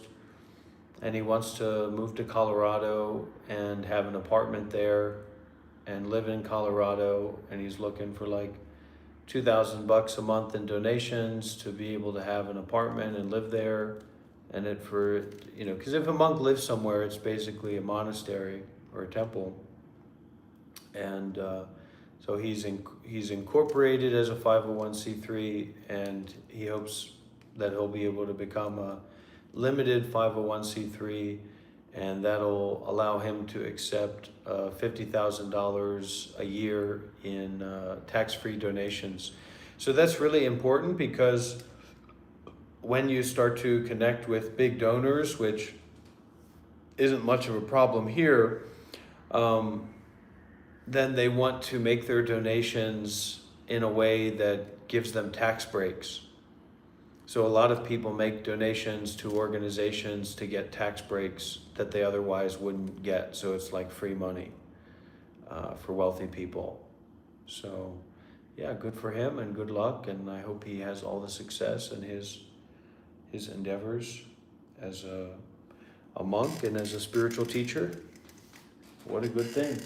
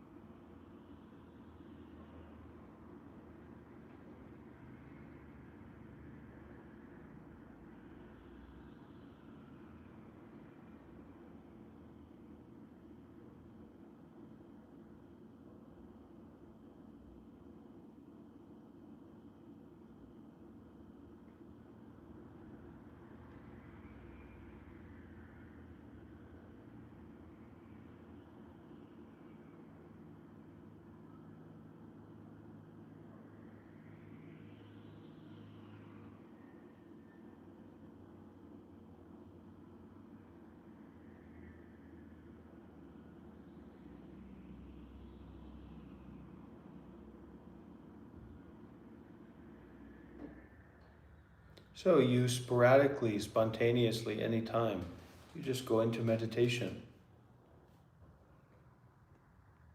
Go into, looking right at those moment-by-moment sensations and moment-by-moment thoughts, and especially those moment-by-moment feelings, like an overall feeling of being unsatisfied. That's a very powerful invitation to go into the way of meditation instead of entertaining or distracting or consuming or like, oh, it'll be good if I go over there and do that. You just cut all that out and you go right into enduring and being with. And sometimes it becomes very pleasant, but the point is not the pleasantness as much as the insight to watch without attachment, to feel without attachment, to cut off that perpetuation of the attachment cycle. The seeking and clinging and holding on to and avoiding cycle.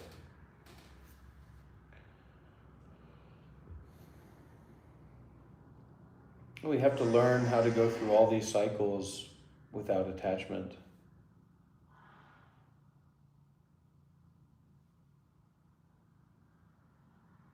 It's not always going to feel good. It's not always going to feel bad. It would be wonderful if you could recognize that your own attachment is the cause of every single problem that you experience. problems with your husband, wife, children, society, authorities, everybody.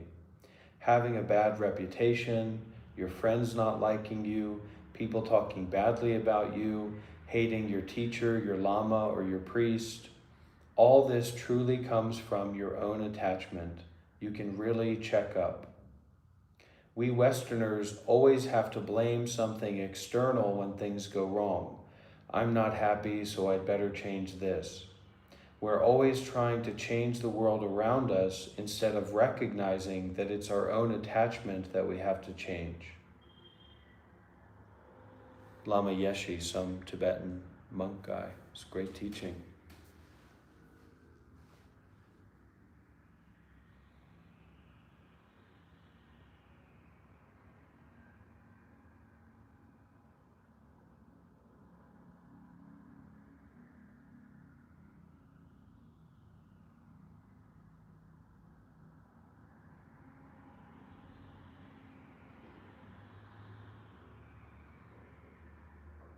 The same with your financial situation. A lot of people say that they're suffering because of their financial situation, even though they're interested in non-duality or enlightenment or meditation, whatever. They don't realize that the problem has nothing to do with your finances. The problem is all to do with your attachment.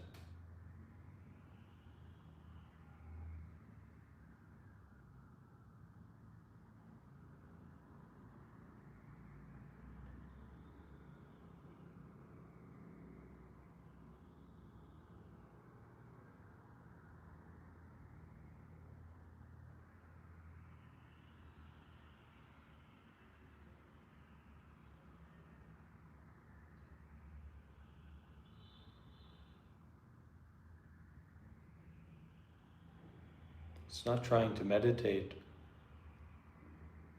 or be undisturbed for a particular period of time. It's that there's a access to meditation in nowness that you have to learn how to stop avoiding. And just more and more opportunities, more and more access points to go into that, especially now. Most of all, now.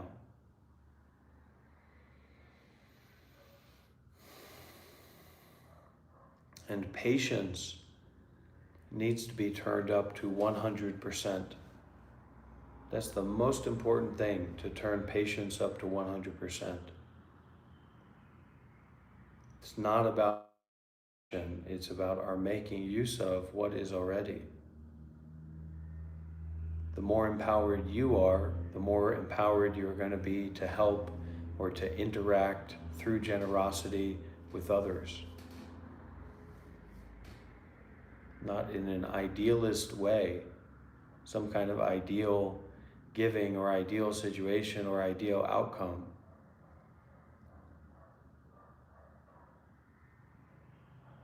But in the way of our access to the profundity of this moment as it already is.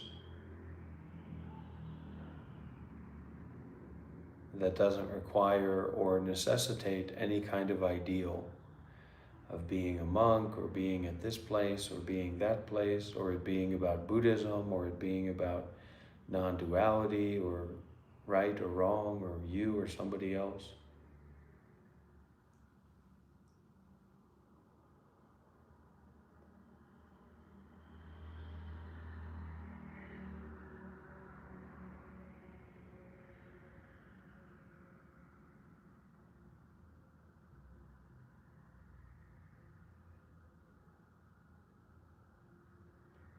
So you have the surrendering and the healing through the openness, through the safety or the calm that comes from sense restraint and being virtuous, being in silence. It's very important, that process of healing that we're on.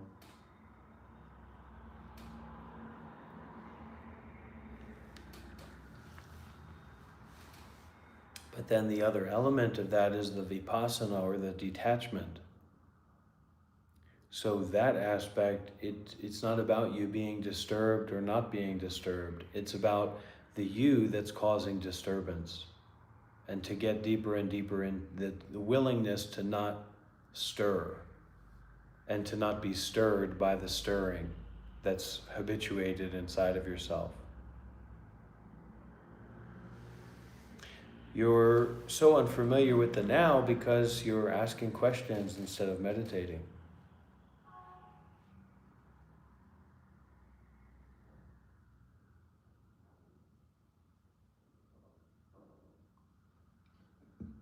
And remember, the meditation is an opening. It's not trying to meditate or trying to focus. It's an opening to natural focus.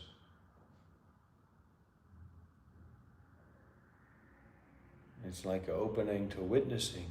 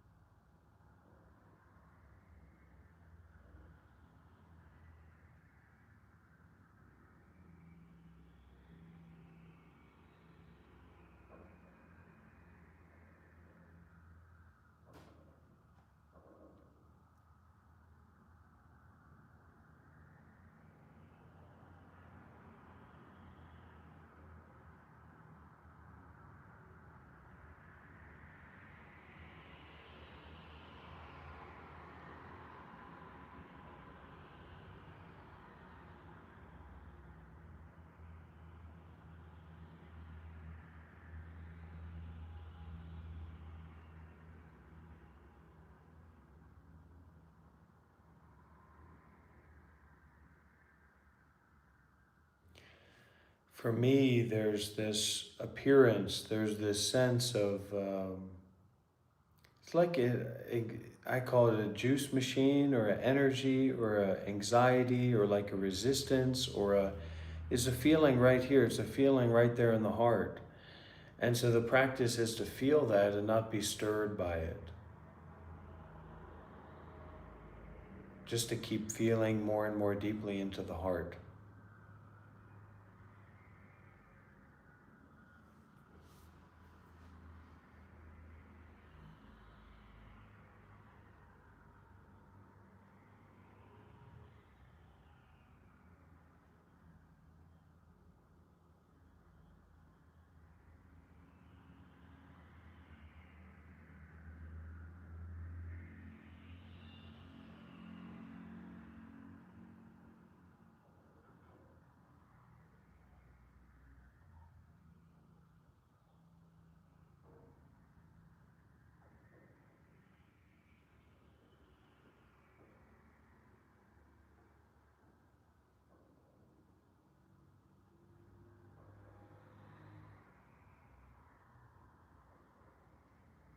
So in some sense, that's very true, that going deeper into the heart experience, but the other side is the opening.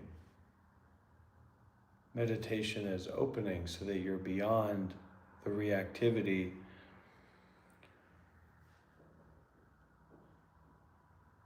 to those experiences or to those sensations.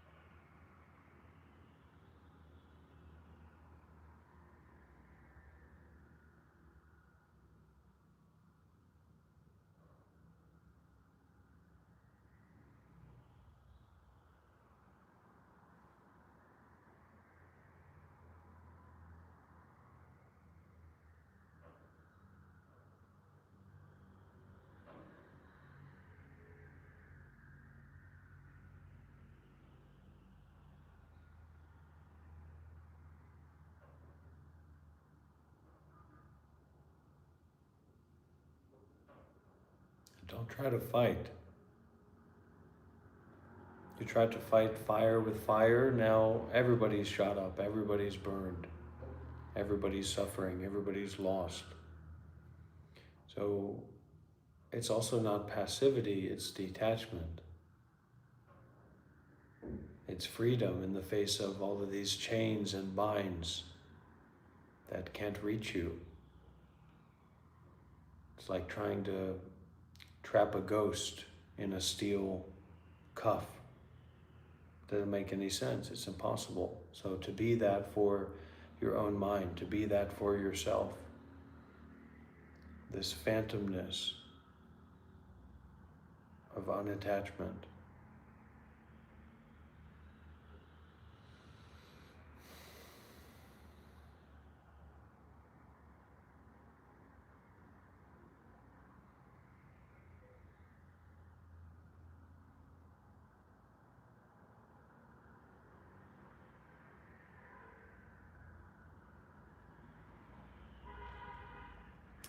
Okay, so we're past the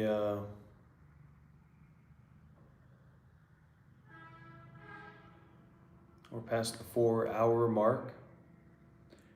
So we'll see if anyone has any questions or any experience to share, if anyone wants to call in, and then we'll wrap up our session for this morning, this evening if you're in America. Just let it happen, Emmanuel. Just be fearless. And remember to emphasize meditating while listening to the guided meditations from the meditation masters. Not all meditation masters give guided meditations, so it's a really good tool, good treasure to have, to make use of.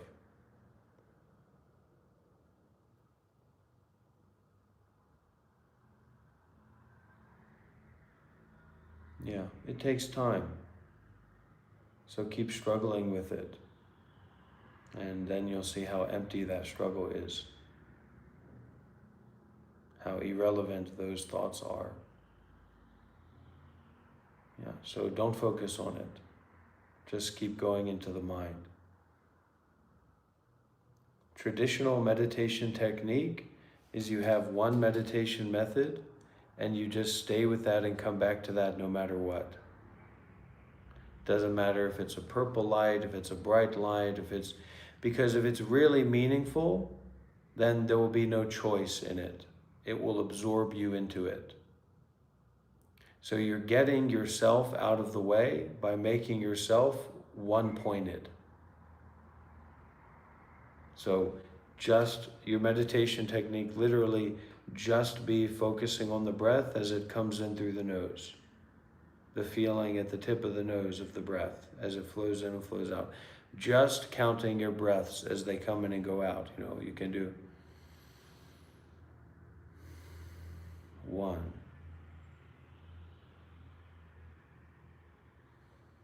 2.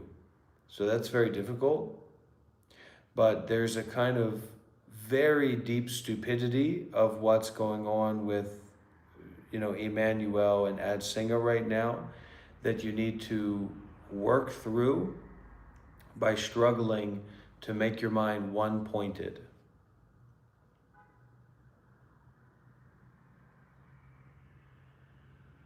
Because the mind of habit energy is constantly looking for something to grab onto to continue the perpetuation of thoughts.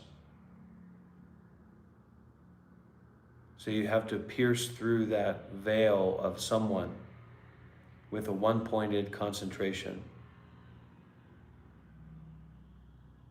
So rinse, repeat.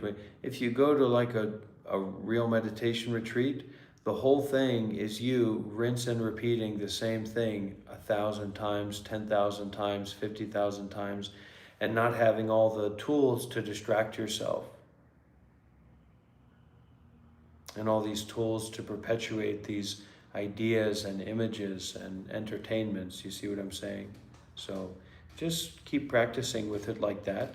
And then you'll be primed and you'll be ready to get insight, to experience insight, to have an awakening, or to listen to a Dharma talk and get a deep technology or a deep technique transmitted to you.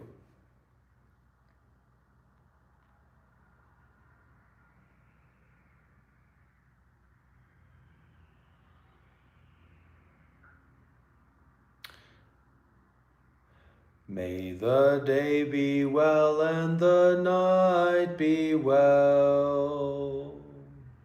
May the midday hour bring happiness too.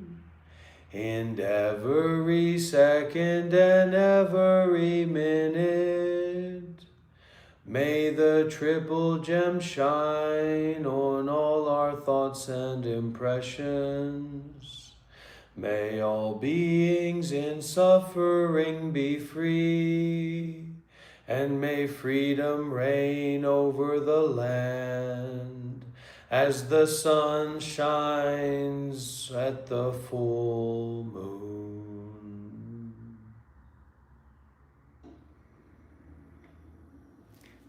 Thank you, friends, for all being here. Please take good care of yourselves, and see you again very, very soon. Bye-bye. Don't focus too much on what is an illusion. Ask yourself, what is not an illusion? Bye-bye. Thank you.